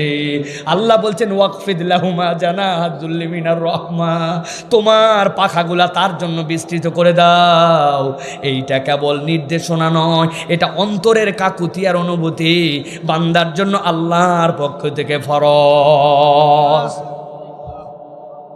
আবার এই আয়াতে কারিমার মধ্যে যাব বুঝানোর জন্য, এই পর্যন্ত বুঝালাম, এবার খেয়াল করেন, আবার প্রথম থেকে আসেন। আবার আল্লাহ রাব্বুল বলছেন ওয়াকাদা রাব্বুকা আল্লা তা'বুদু ইল্লা ইয়্যা, নির্দেশ নম্বর 1 মনে আছে তো? কি করা লাগবে? আল্লাহর ইবাদত। আল্লাহর ইবাদত করা লাগবে বলে আল্লাহর কথা শেষ। কিভাবে করবি, কখন করবি, কার দ্বারা করবি, কতবার করবি, কিভাবে করবি না, কোনটা শুনবি কোনটা শুনবি না, আল্লাহ এই জায়গায় আর রাখেন নাই। কিন্তু আল্লাহ যে বললেন ওয়াবিল ওয়ালিদাইনি ইহসানা, পিতা মাতার জন্য তোমার সদাচরণ, খেয়াল করে দেখেন এইটুকু বললে তো সমান সমান, কিন্তু আল্লাহ বলছেন আমি রব্বুল আমিন তোমার জন্য নির্দেশ দিলাম এইটুকু নয়, আল্লাহর জন্য ইবাদত এইটুকু বলে থামছেন, কিন্তু বাপ মার সদ্ব্যবহার বলে আল্লাহ থামেন নাই। আল্লাহ বলছেন এরপরে বলতে পারবি না, সুন্দর করে কথা বলতে হবে, পিতা মাতার জন্য তোর জন্য তোর হাতগুলাকে বিছাই দিতে হবে, ডানার মতো করে তোকে আগলায় রাখতে হবে। আর আল্লাহ বললেন সর্বশেষ ওয়াকুল্লাহুমা কওলান কারীমার পরে আমি আল্লাহ তোর জন্য নির্দেশ দিলাম ওয়াকুর রব্বির হামহুমা কামা রব্বায়ানি সগীরা। যতই করিস বান্দা তুই করে পারবি না। তুই আল্লাহর কাছে বল আল্লাহ তোমার কাছে স্যালেন্ডার হয়ে গেলাম, তোমার কাছে ফরিয়াদ দিলাম, তুমি তাদের প্রতি ওই রকম রহম করো যেই রকম রহম তারা ছোটবেলায় আমার প্রতি করেছিল। আল্লাহ রাব্বুল আমিনের এই আয়াতে কারিমা ওজিফা বানাবেন, অনুবাদ পড়বেন, তাফসীর পড়বেন, মাঝে মাঝে পড়বেন, আবার বোঝার চেষ্টা করবেন। আয়াতের মধ্যে কিন্তু একটা বরকত আছে, আয়াতের মধ্যে কিন্তু আলাদা পাওয়ার আছে, কোরআনের নূর আছে। এটা বারবার পড়লেও আপনার অন্তরের মধ্যে আল্লাহ রাব্বুল আমিন এই বোধ জাগ্রত করবেন। বহু মানুষ বহু জায়গায় বহু থেকে খবর দেয়, শুনলে অবাক হয়ে যায়। কয়দিন আগে একটা ভিডিও দেখছি, লাইভ করছে তারা, এক বৃদ্ধাশ্রম থেকে ফোন দিয়েছে, আপনার আব্বা এখন লাইফ সাপোর্টের মতো অক্সিজেনে আছেন, আমরা আমাদের সাধ্যের মধ্যে চেষ্টা করতেছি, আছে বৃদ্ধাশ্রমে, তবে সাধ্যের মধ্যে চেষ্টা করতেছি ভাইজান যে কোনো সময় দুনিয়ার থেকে চলে যেতে পারে, আপনারা কিন্তু তার লাশ রিসিভ করার জন্য রেডি হয়ে যান। এই সন্তান বলতেছে, মাথায় টুপি দেওয়া, মুখে একটু দাড়িও আছে, সরকারি কর্মকর্তা, বলতেছে আমি আর ঢাকায় পোস্টিং নেই, অনেক দূর পোস্টিং ভাইজান, এই মুহূর্তে আমি তো লাশ রিসিভ করতে পারবো না, আর যা খরচ লাগে ইনশাল্লাহ দিব, আপনারা অনেক উপকার করছেন, মার্কাজুল ইসলাম দিয়ে আপনারা একটু তার দাফন কাফনটা করাই দিয়েন। আমার আর ওয়াজ করার কোনো রকম আর এনার্জি নাই। এইটা দেখার পরের থেকে যে বাপ মার খেদমতের জন্য কি ওয়াজ করবো আমরা। যে আব্বা আম্মার লাশ রিসিভ করার জন্য সন্তানের হাতে সময় নাই, ওই সন্তানের বোঝা উচিত তার মৃত্যু আর জাহান্নাম গ্রহণ করার মধ্যে বেশি সময় আর বাকি নাই। আমার আল্লাহ রাব্বুল আমিন বলছেন রব্বুকুম আ'লামু বিমা ফি নুফুসিকুম ইন তাকুনু সলিহিন ফাইন্নাহু কানা লিল আওয়াবিনা গফুরা। এই কথা না বললে আমরা মরে শেষ হয়ে যেতাম, নিজের গায়ের রক্ত বিক্রি করে দিয়ে তারপরেও পিতা মাতার জন্য তখন আপনাকে খেদমত করা লাগতো। আল্লাহ বুঝাচ্ছেন তোমরা যারা নেক কাজের চেষ্টা করবে, কিন্তু সবাই তো শতভাগ পারবে না, কিন্তু তোমার অন্তরটা এইদিকে আছে কিনা এইটা যদি আল্লাহর কাছে প্রমাণ হয়ে যায় তাহলে তুমি আউয়াব হয়ে যাবে, তোমার মাপ পাওয়ার কায়দা আছে। কেননা এক বাপ বলছে বাবা আমার এখন কি খেতে মন চাচ্ছে, বলছে আমার এক্ষুনি স্ট্রবেরি খেতে মন চায়। সন্তান সারাদিন কামাই করে আনছে 300 টাকা, ওই সন্তানের তো 1500 টাকা 2000 টাকার খাওয়ানোর উপায় নাই, কিন্তু বাপ মায়ের সাথে রাগ করেন, আল্লাহর কাছে নিজের কথাটুকু বলে দেয়। আল্লাহ এই জন্য বলছেন রব্বুকুম আ'লামু বিমা ফি নুফুসিকুম, তোমার অন্তরটা তোমার বাপ মায়ের জন্য বিনয়ী ছিল কিনা আল্লাহ এটা দেখে নেবেন। সামর্থ্যহীন থাকলে আল্লাহ মাফ করে দিবেন, কিন্তু সামর্থ্য থাকার পরেও তুমি যদি বাপ মায়ের টেক কেয়ার না করো তোমার দুনিয়াও বরবাদ, আখেরাতও বরবাদ। এই যুবক, দাপট মারে ঘুরে বেড়াও, বিরাট ফুটানি মারো, নিজের আজকে সকাল থেকে সন্ধ্যা পর্যন্ত বাপ মায়ের সাথে আচরণ মিলাও। সব মাহফিলে বলি আমি, সাবজেক্ট যাই হোক, আগে বাপ মাকে দেখে সন্তানরা ভয় করত, এখন সন্তানদের বেয়াদবি আচরণ দেখে বাপ মা সন্তানকে ভয় করে। কি বলুন হুজুর, কই ভয় করে না তো? আপনি বোঝেন না কেমনে ভয় করে। আব্বারে সন্ধ্যার পর বাইরে থাকিস না, চলে আয়। কি বললে তুমি? কখন আসা লাগবে আমার জানা আছে, আর একবার যদি ফোন করো রাত্রে বাড়িতে আসবো না, আছে না? সাথে সাথে বাপ মা বলছে বাবা রাগ করিস না, অন্তত বাড়ি চলে আসিস। এইটুকু তার মনের থেকে দোয়া নয়, এইটা তার মনের জ্বালা, তুমি বোঝো নাই। এই জ্বালাটুকু তোমাকে সারা জীবন জ্বলাবে। লেখে নাও, লেখে নাও। খাতা কলম থাকলে লিখে নাও, মোবাইল থাকলে বের করে নোট লিখে নাও। নোটের মধ্যে আব্দুল্লাহ সাইফুল্লাহ ভাই বলে গেছে, নিজের বাপের কথা নয়, কোরআন হাদিসের আলোকে বাপ মার কথা যদি তুমি না শোনো, বাপ মার কথা যদি তুমি না শোনো, বাপ মার বৈধ কথা আল্লাহর নির্দেশের মধ্যে তুমি যদি না শোনো, যদি বাপ মার রাগেও বলে, ভুলেও বলে, আবেগেও বলে, বকেও বলে, তাও যদি না শোনো, তোমার জীবনে বরকত হবে না, তোমার জীবনে বউ নিয়ে সুখ হবে না, তোমার সন্তান সন্ততি তোমাকে এই দুনিয়ার বুকে সুখ দিবে না। মৃত্যুর আগে তোমাকে তোমার বাপ মায়ের সাথে কৃত বেয়াদবির ফলাফল ভোগ করে কবরে যাওয়া লাগবে। কোটি টাকা হবে, তোমার সুখ আসবে না। হাজার কোটি টাকা হবে, মিলিয়ন টাকা হবে, কিন্তু তোমার অন্তরের প্রশান্তির জায়গাতে তোমার কখনো কল্পটা জুড়াই যাবে না। এটা আমার কথা নয়, এটা আল্লাহ রাব্বুল আমিনের নবীর কথা। নবীজি বলতেছেন, শোনো। সাহাবী আসছে, কি বলছে? বলি, ইয়া রাসূলুল্লাহ, আমার বাপ মা আপনার কাছে আসতে বারণ করে, আমি কি করব? আমি কি করব? ইয়া রাসূলুল্লাহ, উনার ঈমান আনে নাই, তা আমি কি করব? ইয়া রাসূলুল্লাহ, আমি তো পিতা মাতার নামে বিচার নিয়ে আসি নাই, কিন্তু আপনার কাছে আসতে মন চায়, আমাকে আসতে দেন। তাহলে ঠিক আছে, তোমার বাপ মা তোমাকে মারবে না ধরবে, তোমার সাথে দুর্ব্যবহার করবে না করবে, এর বিচার মুহাম্মদ সাল্লাল্লাহু আলাইহি ওয়াসাল্লাম নো। ও মুসলমান হোক আর যে হোক, ও কি জন্য আসছে? দোয়ার জন্য। ইয়া রাসূলুল্লাহ, আমার বাপ মায়ের জন্য হেদায়েতের দোয়া করে দেন, অ্যালাউড, কিন্তু বিচার অ্যালাউড না। উনি বেঈমান, উনি অমুসলমান, তার নামেও বিচার নাই। আল্লাহর নবী এরপরে দোয়া করলেন। সাহাবিটার কেউ নয়, সাহাবিটার নাম হচ্ছে আব্দুর রহমান, আমরা যাকে জানি আবু হুরায়রা। অতএব প্রিয় যুবকেরা, প্রিয় তরুণেরা, আজকের থেকে শুধরাও, আল্লাহ রাব্বুল আমিনের নির্দেশের মধ্যে আসো। নিজের জীবনকে যদি বরকতের জিন্দেগিতে রূপান্তর করতে হয়, বাপ মার যে কথা পছন্দ হবে না, তারপরেও মাথা হালায় তোমার শুনতে হবে। এর মধ্যে তোমার খায়ের বরকত আছে। তোমার বাপ মা বোঝে না, ব্যাকডেটের, এই আব্বা 200 টাকা দেন, বলার ঢঙ্গে আলাদা, কেন 200 টাকা কেন লাগবে? বলে, আমি একটু চুল কাটতে যাবো।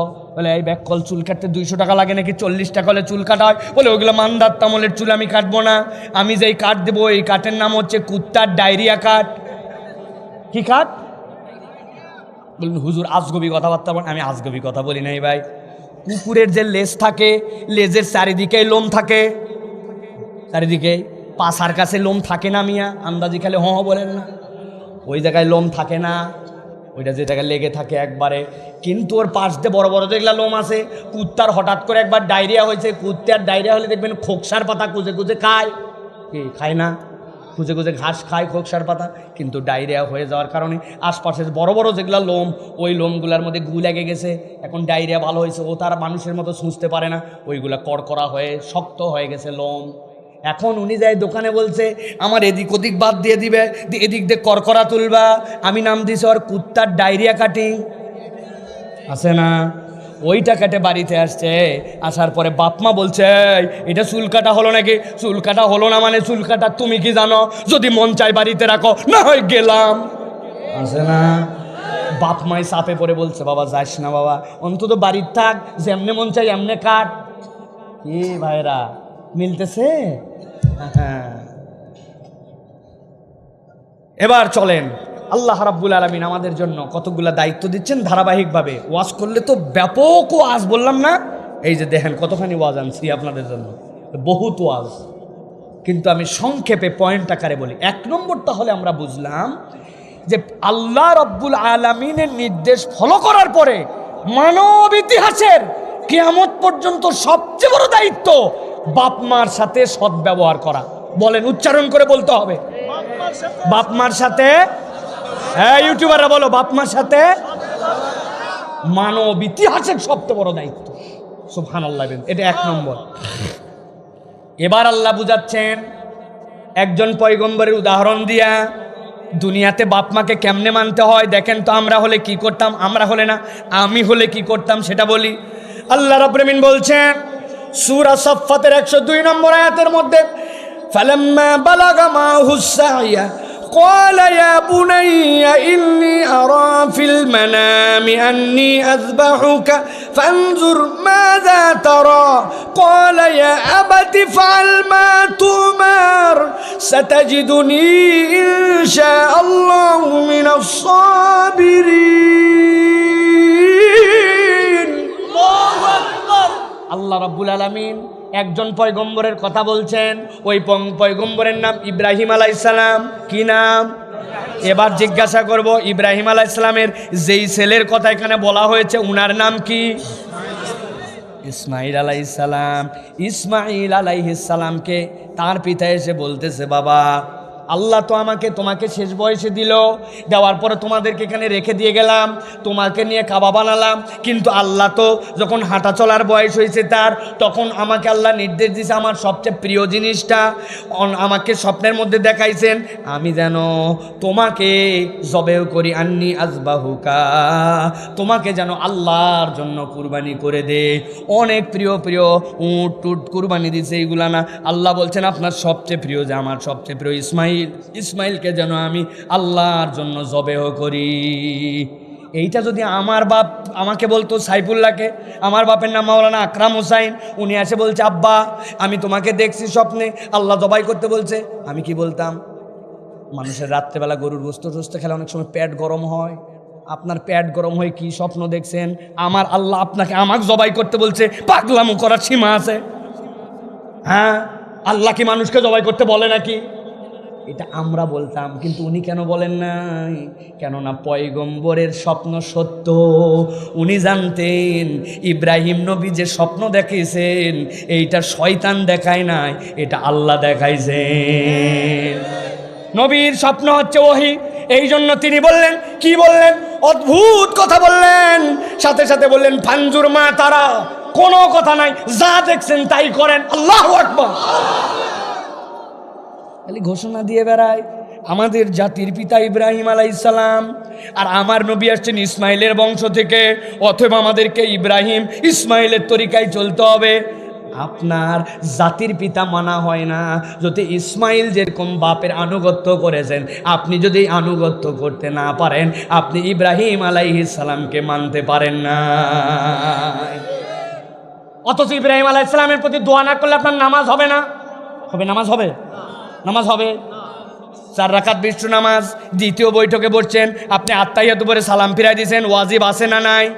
কি ওয়াজিব? আল্লাহুম্মা সাল্লি আলা মুহাম্মাদ ওয়া আলা আলি মুহাম্মাদ, আল্লাহুম্মা বারিক আলা মুহাম্মাদ ওয়া আলা আলি মুহাম্মাদ। এরপরে আমি বলছি ইব্রাহিম এবং তার পরিবার, বরকতটাও ইব্রাহিম এবং তার পরিবার। তাহলে ইব্রাহিম যদি না থাকে আপনার নামাজ নাই, ইব্রাহিম আলাইহিস সালাম থেকে আমার নবীর এই সিলসিলা। অতএব সন্তান হিসাবে আমি যদি ইসলামের প্রতি টিকে থাকতে চাই, ইসমাইলকে দিয়ে আল্লাহ দেখাইছেন, এর থেকে বড় তো তোমার দায়িত্ব নাই। কোনো বাপ তো বলে নাই তোমারে জবাই করব, তার নিচে সব নির্দেশনা। অতএব ওই সন্তান হিসেবে ওইটা যদি মানতে পারে, বাকি সব কিছু আল্লাহর হুকুমের মধ্যে থাকলে তোমাকে মানতেই হবে। কঠিন কথা, কঠিন বার্তা। অতএব এইটা হচ্ছে আমাদের 2 নম্বর পয়েন্ট। এবার চলেন বাকি কথার দিকে যাই। আল্লাহ রাব্বুল আলামিন এই যে আমরা অনুসরণ করব, আল্লাহ রাব্বুল আলামিনের কথা শুনবো, এটা আল্লাহ রাব্বুল আলামিন আপনার আমার জন্য বলতেছেন। এটার মধ্যে আমাদের ফায়দা কি হবে? হাদিস শুনেন 2টা, গভীর মনোযোগ দেন। এক সাহাবী বলতেছেন, আতাইতুন নবী সাল্লাল্লাহু আলাইহি সাল্লাম ফাকুলতু ইয়া রাসূলুল্লাহ ইন্নী উরিদুল জিহাদ ফি সাবিলিল্লাহ ক্বালা উম্মুকা হাইয়া। নবী করিম সাল্লাল্লাহু আলাইহি ওয়াসাল্লামের কাছে বলি, ইয়া রাসূলুল্লাহ আমি জিহাদে যেতে চাই। নবী করিম সাল্লাল্লাহু আলাইহি ওয়াসাল্লাম তাকে জিজ্ঞাসা করলেন, হাল উম্মুকা হাইয়া, তোমার মা কি জীবিত আছেন? ইয়া রাসূলুল্লাহ আমার আম্মা জীবিত আছেন। ফাকুলতু নাম, সাথে সাথে আমি বললাম হ্যাঁ আমার মা জীবিত আছেন। নবীজি বললেন, ফাকালান নাবিয়্যু ইলজাম রিজলাহা ফাতামমাল জান্নাহ, তুমি তোমার মার পা ধরে আঁকড়ায় পড়ে থাকো, তোমার জন্য জিহাদে যাওয়া এই মুহূর্তে ফরজ আইন নাই, তোমার মার পা আঁকড়ায় পড়ে থাকো, তোমার মায়ের পা তোমার জন্য জান্নাত। আরে বুঝছেন, জিহাদ ইসলামের প্রতিরক্ষা। ইসলাম তো ওই সময় আল্লাহ রাব্বুল আলামিনের পক্ষ থেকে এই দ্বীন ইসলামের একটা বিরাট বার্তা। উনি এসে বলছেন আমি জিহাদ করব, আর নবী বলতেছেন তোমার মা বেঁচে আছে? হ্যাঁ। তখন বললেন তোমার মায়ের পা আঁকড়ায় পড়ে থাকো, তাহলে তোমার জন্য এটা জান্নাত। সুবহানাল্লাহ। আরেকটা হাদিস বলবো, খেয়াল করেন। এক ব্যক্তি নবী করিম সাল্লাল্লাহু আলাইহি সাল্লামের কাছে আসলো। আসার পরে নবীজি সাল্লাল্লাহু আলাইহি সাল্লামের কাছে বলতেছে, ইয়া রাসূলুল্লাহ, আপনার কাছে আমি হিজরতের বায়াত করতে এসেছি। তবে ইয়া রাসূলুল্লাহ, আমি যখন আপনার কাছে আসছি আমার বাপ মা হাউমাউ করে কাঁদতেছিল। কি জন্য আসছো তুমি? বলে ইয়া রাসূলুল্লাহ, আর এখানে থাকবো না, আমি হিজরত করে মদিনায় চলে যাব। অনেক মানুষকে তো আপনি অনুমতি দিয়েছেন, মদিনায় চলে গেছে, বায়াতুল আকাবাতুল উলা, বায়াতুল আকাবাতুল সানিয়ার পরে। ইয়া রাসূলুল্লাহ, আমি মদিনায় চলে যাব। কি বললে তারপরে? ইয়া রাসূলুল্লাহ, আমি যখন আসছিলাম তখন আমার বাপ মা কাঁদতেছিল, বারণ করে নাই কিন্তু কাঁদতে সাহারে, আমাদের কলিজার দন মদিনায় চলে যাবে, অথবা নবী বলছেন হিজরত করতে, হিজরত করে চলে যাবে। নবীজি বললেন থামো, ইরজি আলাইহিমা ফাদহিকহুমা কামা আবকাইতাহুমা, রাখো তোমার হিজরত। কে তোমাকে হিজরতের অনুমতি দিচ্ছে? আমি নবী বললাম ইরজি, যাও ব্যাক করো, ওই পিতামাতার কাছে চলে যাও।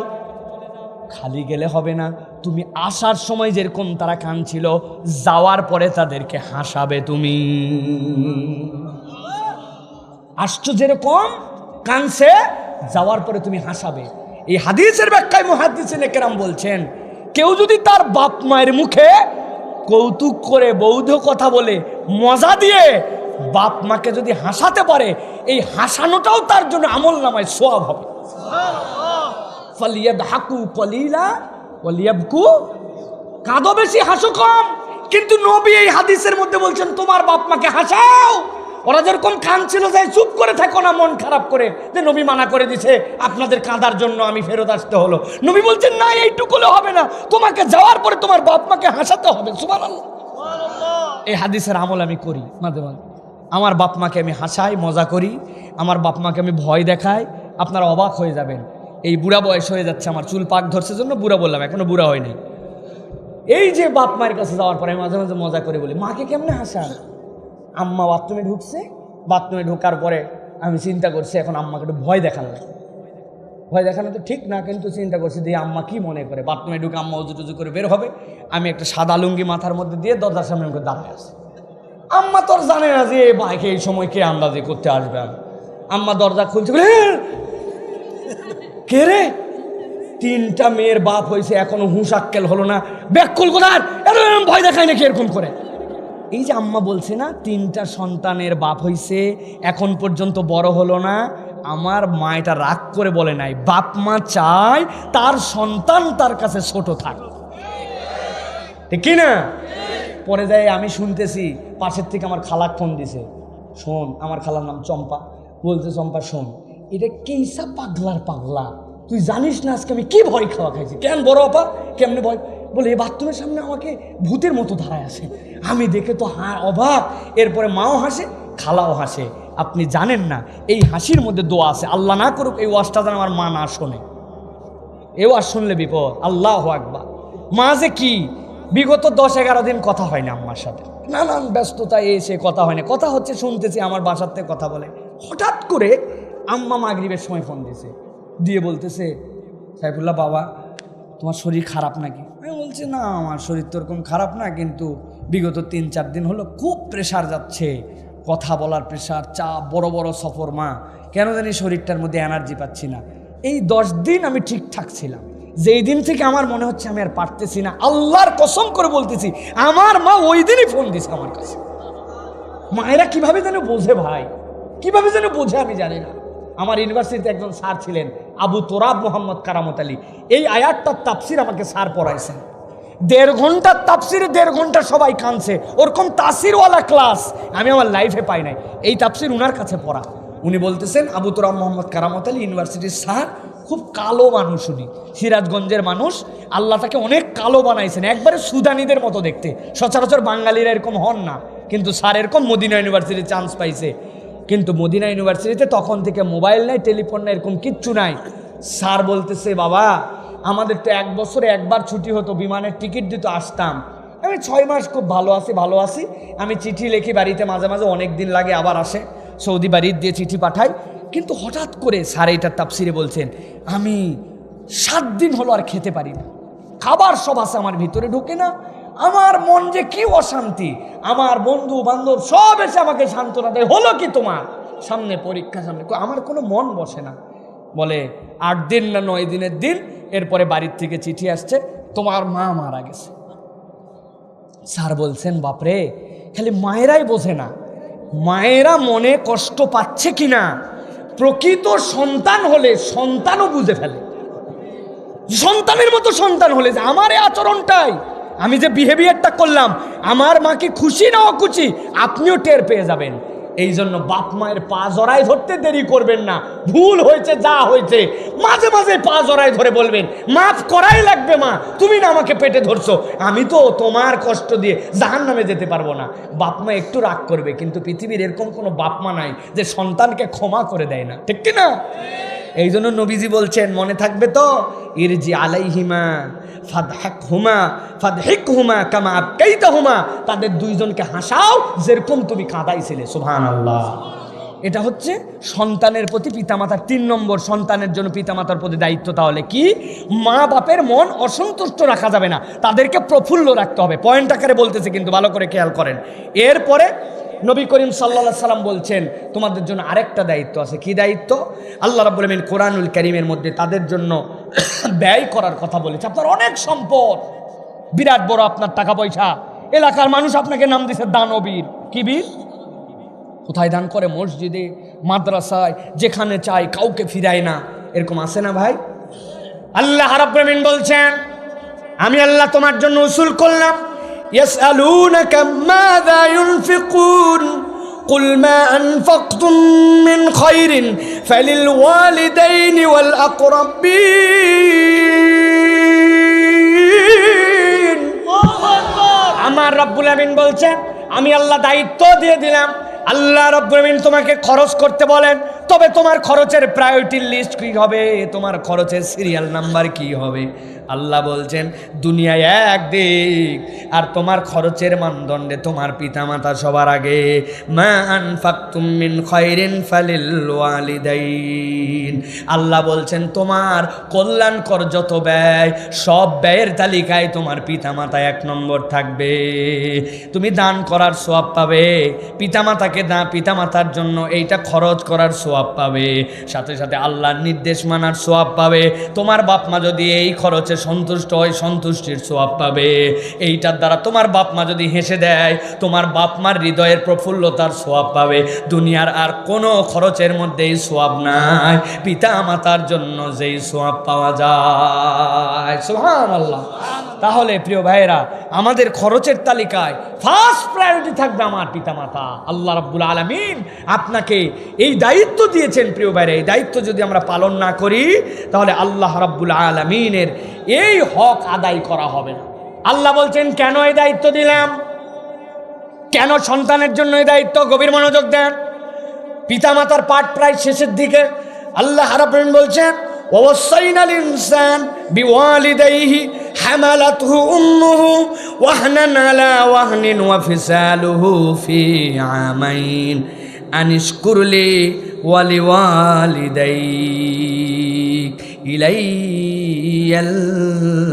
المصير। আমার আল্লাহ বলছেন, তুমি যে খরচ করে বিরাট কিছু করে ফেলতো, যেরকম মনে করো না। আমি আল্লাহ রাব্বুল আমিন নির্দেশ দিলাম, ওসিয়ত করলাম, ওয়াসাইনাল ইনসান বিওয়ালিদাই, পিতামাতার ব্যাপারে আল্লাহর ওসিয়ত, আল্লাহ রাব্বুল আমিনের নির্দেশনা। কি নির্দেশনা? আল্লাহ বলছেন, হামালাতহু উম্মুহু ওয়াহনান আলা ওয়াহন, কষ্টের পরে কষ্ট পার করে করে তার মা তাকে গর্ভের মধ্যে ধারণ করেছে। সুবহানাল্লাহ। কি কষ্ট ধারণ করছে? আমি তো বাস্তবতার আলোকে কথা বলি মাঝে মাঝে। আমি আমার ইয়াং যারা আছে, যাদের বয়স এখন পর্যন্ত 30 বছর হয় নাই, হাত তোলেন। আন্ডার 30, 30 হয় নাই যাদের, হাত তোলেন। নামান, ছোট্ট একটা পরীক্ষা দিব। বাপ মা আপনাকে আমাকে গর্ভে ধারণ করে কেমন কষ্ট করেছিল, 1000 ভাগের 1 ভাগ অনুভূতি আপনাকে শেয়ার করার জন্য। 5 গ্লাস 7 গ্লাস পানি খাবেন, খাওয়ার পরে আধা ঘন্টা 40 মিনিট পর্যন্ত কোনো প্রস্রাব করবেন না। এরপরে যখন তুমুল প্রস্রাবের বেগ আসবে, সাথে সাথে আপনি একটা সাইকেলে চাপবেন। নিজে নিজে যদি সাইকেল চালাতে পারেন, সাইকেলে ওঠার পরে হেরিংবোম রাস্তা যেগুলো আছে, ইট দিয়ে পাকানো রাস্তা, উপর দিয়ে পিচ নাই, এরকম রাস্তা আছে না ভাই? ওই ইটের রাস্তার উপরে এমন প্রস্রাব চাপছে মনে হচ্ছে এখনই বাথরুমে গেলে হবে না। ওই রকম সময় উঠে 15 মিনিট টানা সাইকেল চালাবেন। কয় মিনিট? ঠেলা কত দূর কি একটা ন্যূনতম ধারণা পাবেন। মনে হবে এখনই ব্লাডার বাস্ট হয়ে যাবে, এখনই বোধহয় মুছে দিব, এরকম হবে না ভাই? আর যেহেতু প্রস্রাব করা যাবে না, আপনার কষ্ট যতই কষ্ট হোক 15 মিনিট, এদিকে পানি খাইছেন 5-7 গ্লাস, 40 মিনিট ওয়েট, তারপরে এরকম আপনি আপনার জীবনে যে কষ্টটা পাবেন, আপনার মা আপনাকে আমাকে পেটে বহন করে যে 1000 বার কষ্ট পাইছে, ওইটার 1/2-ও কষ্ট এইটা নয়। আল্লাহ নিজে বলছেন ওয়াহনান আলা ওয়াহনিন। এইটা হচ্ছে সমুদ্রের যেরকম ঢেউ থাকে, ঢেউ শেষ হয় না, একটা শেষ হওয়ার পরে আবার একটা আসে, একটা শেষ হওয়ার পর আবার একটা আসে। আল্লাহ বলছেন সে প্রথম দিন থেকে যখন সন্তান পেটে নিয়েছে, ডেলিভারি করা পর্যন্ত সে এইটা ঢেউয়ের মতো একের পর এক কষ্ট সহ্য করেছে। আল্লাহ বলছেন এই কষ্ট যেহেতু সহ্য করেছে, আর 2 বছর পর্যন্ত তাকে দুধ খাওয়াইছে। দুধ খাওয়াই নাই, মূলত সন্তানকে মা তার গায়ের রক্ত ভেঙে খাওয়াইছে। মা খেতে পাক বা না পাক, সন্তানের জন্য দুধ রেডি হয়ে গেছে। দুধটা কেমন? শীতের রাত, আমার ছোট বাচ্চা যে এইগুলো এখন ফিডার খায় 3 বছর প্লাস, মাকে বলে রাত্রে দুধ খাবো, উঠার পরে মা ঠান্ডা দুধ দেয় না, যাওয়ার পরে দুধ বানাতে হয়, গরম করতে হয়, ফিডারে নিয়ে আসতে হয়। ছোটটা বলছে মা মুখ পুড়ে গেল, আরে আবার এত গরম হয়েছে, আবার নিয়ে যাওয়ার পরে মগের মধ্যে ঠান্ডা পানিতে বসায়। খানিকক্ষণ পরে বলছে মা এত ঠান্ডা করছো, খাওয়া যাচ্ছে না, আবার একটু গরম পানি মিশায়।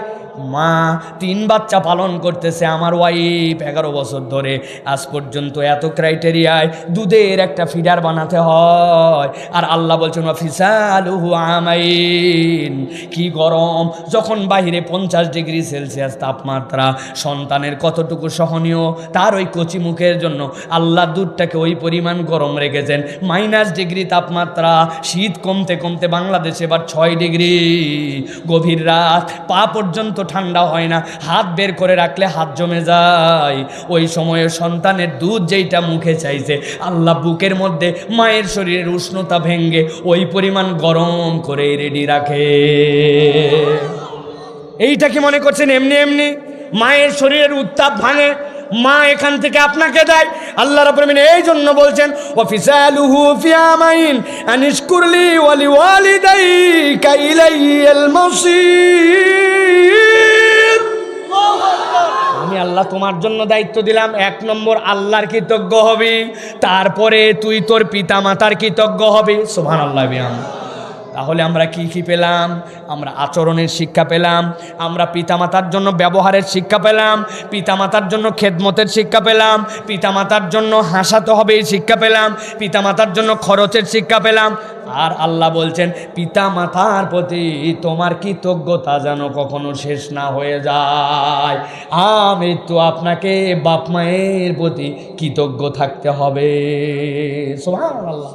অনেক মুরব্বী আছে এখানে, বাপ মরে গেছে কবে, মা মারা গেছে কবে, ডেট বলতে পারবে না, ভুলে গেছে।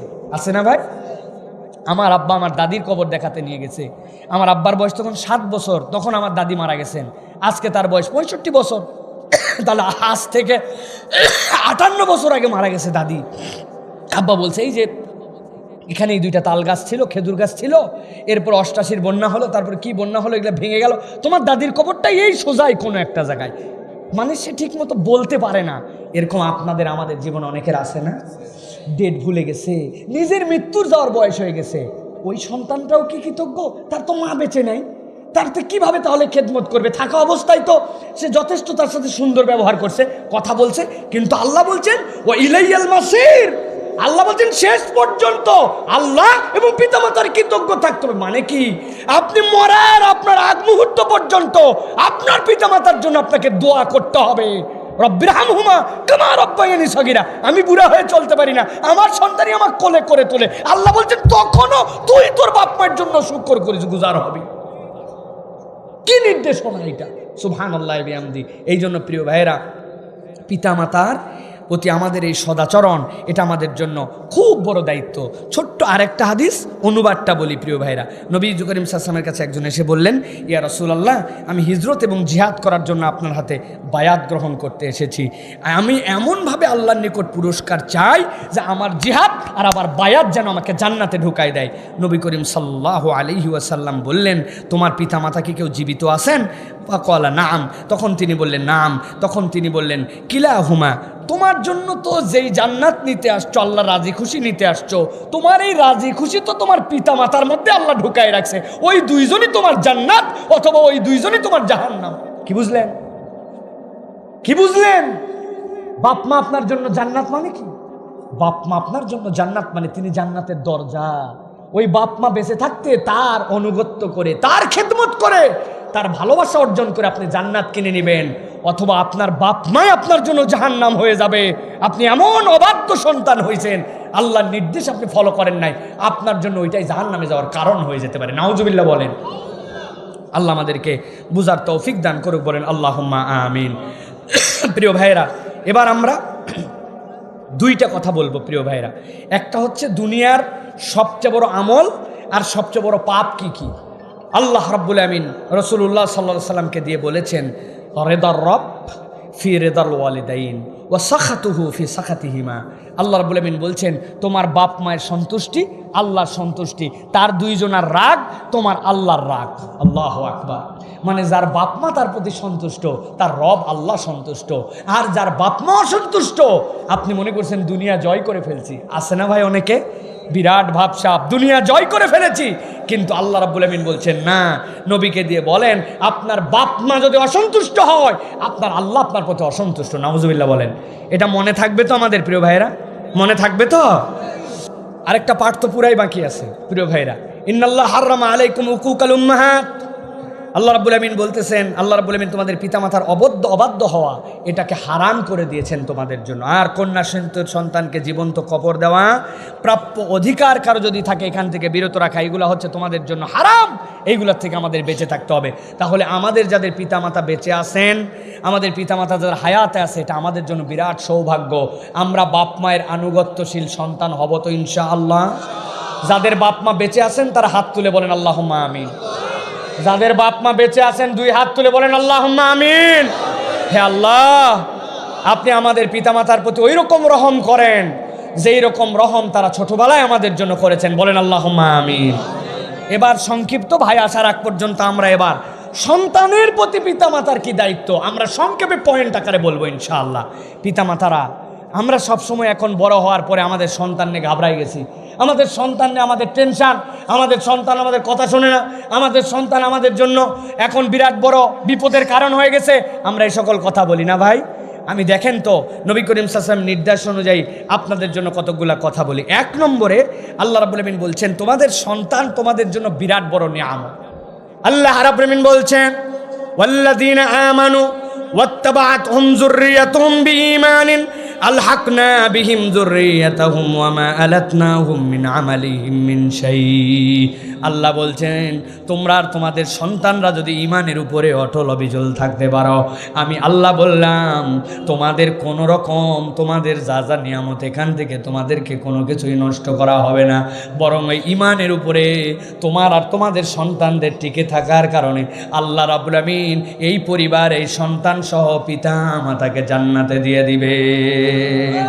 অতএব আমাদের সন্তানগুলি আমাদের জান্নাতে যাওয়ার অন্যতম কারণ। নবী করিম সাল্লাল্লাহু আলাইহি সাল্লাম এই জন্য পিতামাতার জন্য কতকগুলা দায়িত্ব নির্ধারণ করেছেন। এক নম্বর দায়িত্ব, সন্তান হওয়া মাত্র আপনার প্রতি দায়িত্ব আছে। অনেক পিতামাতা এখন উদাসীন।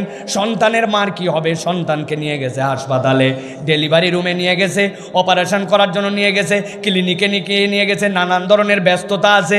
কিন্তু নবী করিম সাল্লাল্লাহু আলাইহি সাল্লাম বলছেন, তোমার সন্তানটা হওয়ার পরে পিতামাতার এক নম্বর দায়িত্ব, তার উভয় কানে আজান দেওয়া। হাদিসের মধ্যে আসছে, নবী করিম সাল্লাল্লাহু আলাইহি সাল্লাম থেকে বর্ণনা এসেছে, ফাতেমা রাদিয়াল্লাহু তাআলা আনহা যখন হাসানকে জন্ম দিলেন, সাহাবী বলতেছেন, রাআইতু রাসূলুল্লাহি সাল্লাল্লাহু আলাইহি ওয়াসাল্লাম, আমি নবী করিম সাল্লাল্লাহু আলাইহি সাল্লামকে দেখলাম, নবী করিম সাল্লাল্লাহু আলাইহি সাল্লাম সালাতের মধ্যে যেরকম আজান দেওয়া হয়, হাসান জন্মগ্রহণ করার পরে নবীজি তার কানের মধ্যে এরকম করে আজান দিলেন। অতএব খবরদার কোনোভাবে যেন মিস না হয়ে যায়, প্রথম কথাটা তার ব্রেনের মধ্যে দুনিয়ায় আসার পরে আল্লাহু আকবার ঢুকাই দিতে হবে, ঠিক কি না? অতএব কোনো সন্তান হয়েছে এটা শোনার পরে আমাদেরও স্মরণ করায় দেওয়ার দায়িত্ব। আগের থেকে প্রস্তুতি থাকবে, জামা কাপড়ের যেরকম প্রস্তুতি, আমার সন্তানের কানে কে আজান দিবে, এই জন্য আপনাকে আজান দিতে হবে সকলের আগে। প্রিয় ভাইরা, এটা 1 নম্বর দায়িত্ব আল্লাহ রাব্বুল আলামিনের পক্ষ থেকে নবী করিম সাল্লাল্লাহু আলাইহি সাল্লাম আপনার আমার উপর দিয়ে গিয়েছেন। এরপরে নবী করিম সাল্লাল্লাহু আলাইহি সাল্লাম দায়িত্ব দিয়েছেন। নবী করিম সাল্লাল্লাহু আলাইহি সাল্লাম থেকে হাদিস এসেছে, যে হাদিসের মধ্যে এসেছে যে ইন্না রাসূলুল্লাহি সাল্লাল্লাহু আলাইহি ওয়াসাল্লাম আক্কান নবী সাল্লাল্লাহু আলাইহি ওয়াসাল্লাম আল হাসান ওয়াল হুসাইন কাবাশান কাবাশান, নবী করিম সাল্লাল্লাহু আলাইহি সাল্লাম দুইটা কাটান দেওয়া চমৎকার দুইটা ভেড়া, এই ভেড়া দুইটা নবী করিম সাল্লাল্লাহু আলাইহি সাল্লাম হাসান হুসাইনের পক্ষ থেকে আকিকা করলেন। আকিকা নিয়ে আমাদের অনেক মন্তব্য আছে, আকিকা করতে পারি নাই, কেমনে করব, এখন করা যাবে কিনা। সংক্ষেপে বুঝে নেন, সন্তান জন্মগ্রহণ করছে শুক্রবার, 7 দিনের দিন আকিকা দেওয়া সুন্নাহ। সন্তান জন্ম করছে শুক্রবার, 7 দিন হবে বৃহস্পতিবারের দিন। সন্তান মঙ্গলবার, তাহলে সোমবারের দিন হবে পরবর্তী সোমবার, 7 দিনের দিন। এইটা দেওয়া আপনার জন্য সুন্নাহ। আপনি এটা ছেলের জন্য মেয়ের জন্য উভয়টাই। নবী বলছেন মেয়ের জন্য কিছুই তো আগে দিত না, অন্তত পক্ষে একটা তোমাকে দিতে হবে, তাও মেয়ের জন্য। আর ছেলের জন্য নবী সাল্লাল্লাহু আলাইহি সাল্লাম বলছেন 2টা দাও তোমরা, এটা রাসূলুল্লাহ সাল্লাল্লাহু আলাইহি ওয়াসাল্লামের সুন্নাহ। এখন 7 দিনের দিন পারেন নাই, তাহলে আপনার জন্য দিনের সুন্নাত হয় নাই আদায়, যেহেতু আপনার সামর্থ্য ছিল না। আপনার যখন তৌফিক হয় 21 দিনের দিন আপনি দেন। এরপর আপনার দিনের সুন্নাত পারেন নাই, আপনার সারা জীবনে যখন মন চায় যে আপনার আকিকা দেওয়া হয় নাই, আপনি আকিকাটা দিয়ে ফেলেন, আপনার হুকুম আদায় হয়ে যাবে, দিনের সুন্নাত আদায় হবে না। কিন্তু আকিকা এটা সন্তানের জন্য একটা কল্যাণের ফায়সালা, এটা আমাদেরকে দেওয়ার চেষ্টা করতে হবে। আল্লাহ আমাদেরকে তৌফিক দান করেন। অনেক সময় আমরা কুরবানির সাথে ঝুলাই রাখি আকিকা, আছে না ভাই? কুরবানির সাথে ঝুলাই রাখাটা বেটার কিছু নয়। কুরবানিতে যেহেতু পশু 7 ভাগে হয়, এর মধ্যে যদি কেউ দেন আদায় হয়ে যাবে, কিন্তু এইটা আমাদের জন্য ভালো প্র্যাকটিস নয়। নবীজির সুন্নাত ছিল আলাদা প্রাণীর মধ্যে দেওয়া, এইটা আমাদেরকে দেওয়ার চেষ্টা করতে হবে। তাহলে প্রথমে আজান, প্রথমে সন্তান যে আমার সৌভাগ্য, আল্লাহর পক্ষ থেকে নিয়ামত, এইটার কৃতজ্ঞতা আদায় করতে হবে। আর 2 নম্বরে সন্তানের জন্য তার কানে আজান দিতে হবে। 3 নম্বরে সন্তানের জন্য আকিকা দিতে হবে। 4 নম্বরে নবী করিম সাল্লাল্লাহু আলাইহি ওয়াসাল্লাম থেকে প্রমাণিত আছে, নবী করিম সাল্লাল্লাহু আলাইহি ওয়াসাল্লাম হাসান এবং হুসাইনের জন্য ওয়া খাতানাহুমা লিসাবাতি আইয়াম, 7 দিনের দিনে তার খাতনাও করায় দিয়েছে। আমরা খাতনা অনেক দেরি পর্যন্ত করি, তবে ফোকায়ে কেরামের মন্তব্য হচ্ছে দুধ ছাড়ার মধ্যে খাতনা করে ফেলতে হবে, এটা আমাদের জন্য কল্যাণ। আর 7 দিনের জন্য করলে আমাদের অনেক বাচ্চা আপনি খুঁজে দেখবেন তার কি রোগ, কেন রোগ, ডাক্তার ধরতে পারতেছে না, ভালো হচ্ছে না, আছে না এরকম? অনেকেই বলেছেন খাতনা ছেলেদের জন্য অনেকগুলি রোগ থেকে মুক্তির কারণ। অতএব ছোটবেলায় দিলে কি হবে, এই ঘাস শুকাবে কিনা। আরে ভাই, আপনার নাভি যেইটা বাচ্চার কেটেছেন, ওই নাভিতেও তো আধুনিক প্রযুক্তি আসছে। আগে সেলাই দিত, গিট দিত, করতে, এখন এটা ক্লিপ লাগায় রাখে, অটোমেটিক 7 দিনের দিন পরে যায়, ঠিক কিনা ভাই? তা আপনি এরকম করে যদি সুন্নাতও দিয়ে দেন, এটা আপনার জন্য বিরাট বড় কল্যাণকর হবে। প্রিয় ভাইরা, এরপরে রাসূলুল্লাহ সাল্লাল্লাহু আলাইহি ওয়াসাল্লাম বলেছেন, তোমরা কোরআনের আলোকে মাতৃগর্ভের দুধ তোমার সন্তানদেরকে খাও। এরপরে আমাদের জন্য খাতনা, এই খাতনা করাটা রাসূলুল্লাহ সাল্লাল্লাহু আলাইহি ওয়াসাল্লাম আমাদের জন্য দায়িত্ব দিয়েছেন। প্রিয় ভাইরা, সর্বশেষ আপনাদের জন্য যেটা বলবো, প্রিয় ভাইরা, আমাদের সন্তান, এই সন্তানগুলোর জন্য আমাদের যে তারবিয়া, এই সন্তানগুলো আমাদেরকে যে বড় করা, এই বড় করার জন্য আমাদের কিছু অ্যাক্টিভ প্র্যাকটিস নিতে হবে। প্রিয় ভাইরা, অ্যাক্টিভ প্র্যাকটিসের একটা সন্তানের শরীর স্বাস্থ্য গঠন করা, এটাও আমাদের জন্য আল্লাহ রাব্বুল আলামিনের পক্ষ থেকে দেওয়া আমানত। আল্লাহ রাসূল সাল্লাল্লাহু আলাইহি ওয়াসাল্লাম বলেছেন, আল মুমিনুল কাউয়্যু খায়রুন ওয়া হাব্বু ইলাল্লাহ মিনাল মুমিনিদ দাঈফ। যার কোনো ফিটনেস নাই, একদম তালপাতার সিপাই, এরকম কিছু আছে না ভাই? নবী করিম সাল্লাল্লাহু আলাইহি ওয়াসাল্লাম বলছেন তোমাদের মধ্যে সবচেয়ে শক্তিশালী মুমিন যে আল্লাহর কাছে সে পছন্দনীয়, তবে দুর্বল হলেও প্রত্যেক ইমানদারের মধ্যেই কল্যাণ আছে। নবী করিম সাল্লাল্লাহু আলাইহি ওয়াসাল্লাম বলছেন প্রত্যেকেই ভালো, তবে তারা যেন স্বাস্থ্য সচেতন হয়, এটার দিকে পিতামাতাকে দায়িত্ব নিতে হবে। এইটা হচ্ছে পিতামাতার জন্য বিরাট বড় একটা দায়িত্ব। সর্বশেষ একটা জিনিস বলবো প্রিয় ভাইরা, সেটা হচ্ছে আমরা অনেকে মনে করি আমাদের সন্তানের জন্য উত্তরাধিকারে আমরা যে টাকা পয়সা রেখে যাই, সন্তানরা যেন কারো মুখাপেক্ষী না হয়, এতে আমার এমন কি ভূমিকা আছে? এই কথা বলবেন না।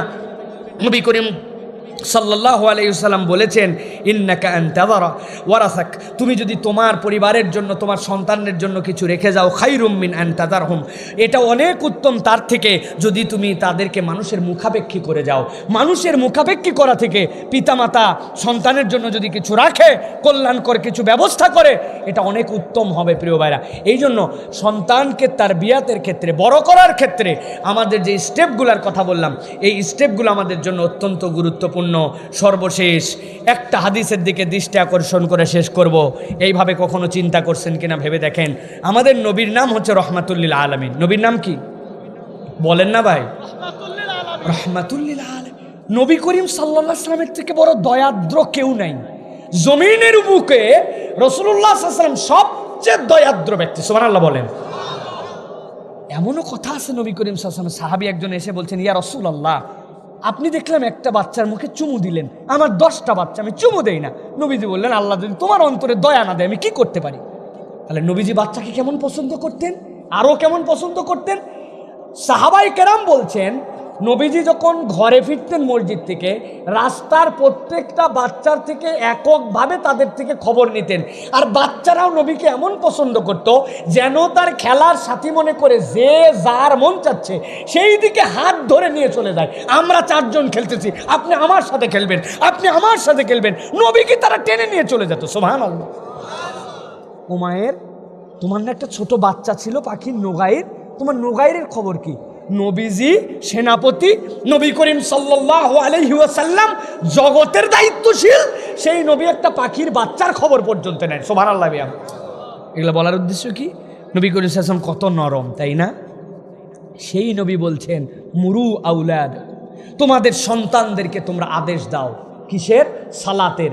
বয়স কত? 7। ভালো করে বুঝেন।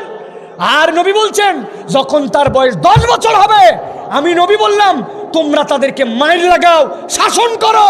যেই নবী আসমান জমিনের সবচেয়ে দয়াদ্র, কোন একটা নির্দেশে নবী মারার কথা বলেন নাই, কিন্তু সন্তানের তারবিয়াতের ক্ষেত্রে বলছেন 7 বছরে সালাত, 10 বছরে শাসন। আপনি যদি এইটা ভুলে যান, এই সন্তান আপনাকে আমাকে ভোগাবেই ভোগাবে। ফোনের পরে ফোন, কলের পরে কল, হুজুর বাচ্চা কথা শুনে না, বললাম চলে আসেন। বলে হুজুর কোথায়? আমার জুমায়। কি কিনে আসবো হুজুর? তেল পানি। বললাম না তেল পানি না, 2,20,222 টাকা। কয় টাকা? বলছে জি হুজুর আমি আসতেছি। কোন জুমায়? আমি তো মনে করছিলাম ব্যাটারে 2,20,222 টাকা বলে ঘাবড়াই দেব, কিন্তু আমি দেখছি ও বাচ্চার দ্বারা এত বেশি জ্বালাতনের শিকার, ওর কাছে 2-2.5 লক্ষ টাকা ব্যাপার না। দুনিয়ায় এমন কোনো তাবিজ বাড়ায় নাই আপনার সন্তানকে দিয়ে দিলে কথা শুনবে। তাবিজ এইটা, ছোটোর থেকে তাকে তার বিয়ার মধ্যে রাখতে হবে। যেই 5টা দায়িত্ব বললাম, এই 5টা দায়িত্ব পালন করেন, সন্তানকে নামাজি বানান, সকাল 10টার সময় 8টার সময় কোচিংয়ে যায় না জন্য মায়ের লাগান। পাশের বাড়ির থেকে বলে আপা মারেন না, মারবো না মানে মাসে 4 দিন মাত্র কোচিং, কিন্তু যায় না ওই, এই জন্য আপনি তাকে মারেন, তাকে শাসন করেন। আর আপনার বাচ্চা 40 দিন হলো, 2 মাস হলো ফজরের নামাজে যায় না, বাপ মা কিছুই বলে না, ওই সন্তান কুলাঙ্গার না হয়ে পারে না। শুধরাই যান, নবীজির ট্রিটমেন্টের মধ্যে আসেন, ইনশাআল্লাহ আল্লাহ রাব্বুল আলামিন তাআলা আমাদের বাচ্চাগুলোকে ঠিক করে দেবেন। আজকের থেকে কোনো কথা নাই, 7 বছর বয়স থেকে তাকে আমি তার বিয়ার মধ্যে নিয়ে যাবো। 10 বছর শাসন করতে হবে তাকে, কারণ এখনও সে নরম আছে। বড় হওয়ার পরে শাসন করবেন, মট করে ভেঙে যাবে, বাড়ির থেকে বের হয়ে যেতে যাবে, ঠিক কিনা? আল্লাহ আমাদেরকে বোঝার তৌফিক দান করেন, আর বেশি বেশি দোয়া করবেন। আসসালামু আলাইকুম ওয়া রাহমাতুল্লাহি ওয়া বারাকাতুহু।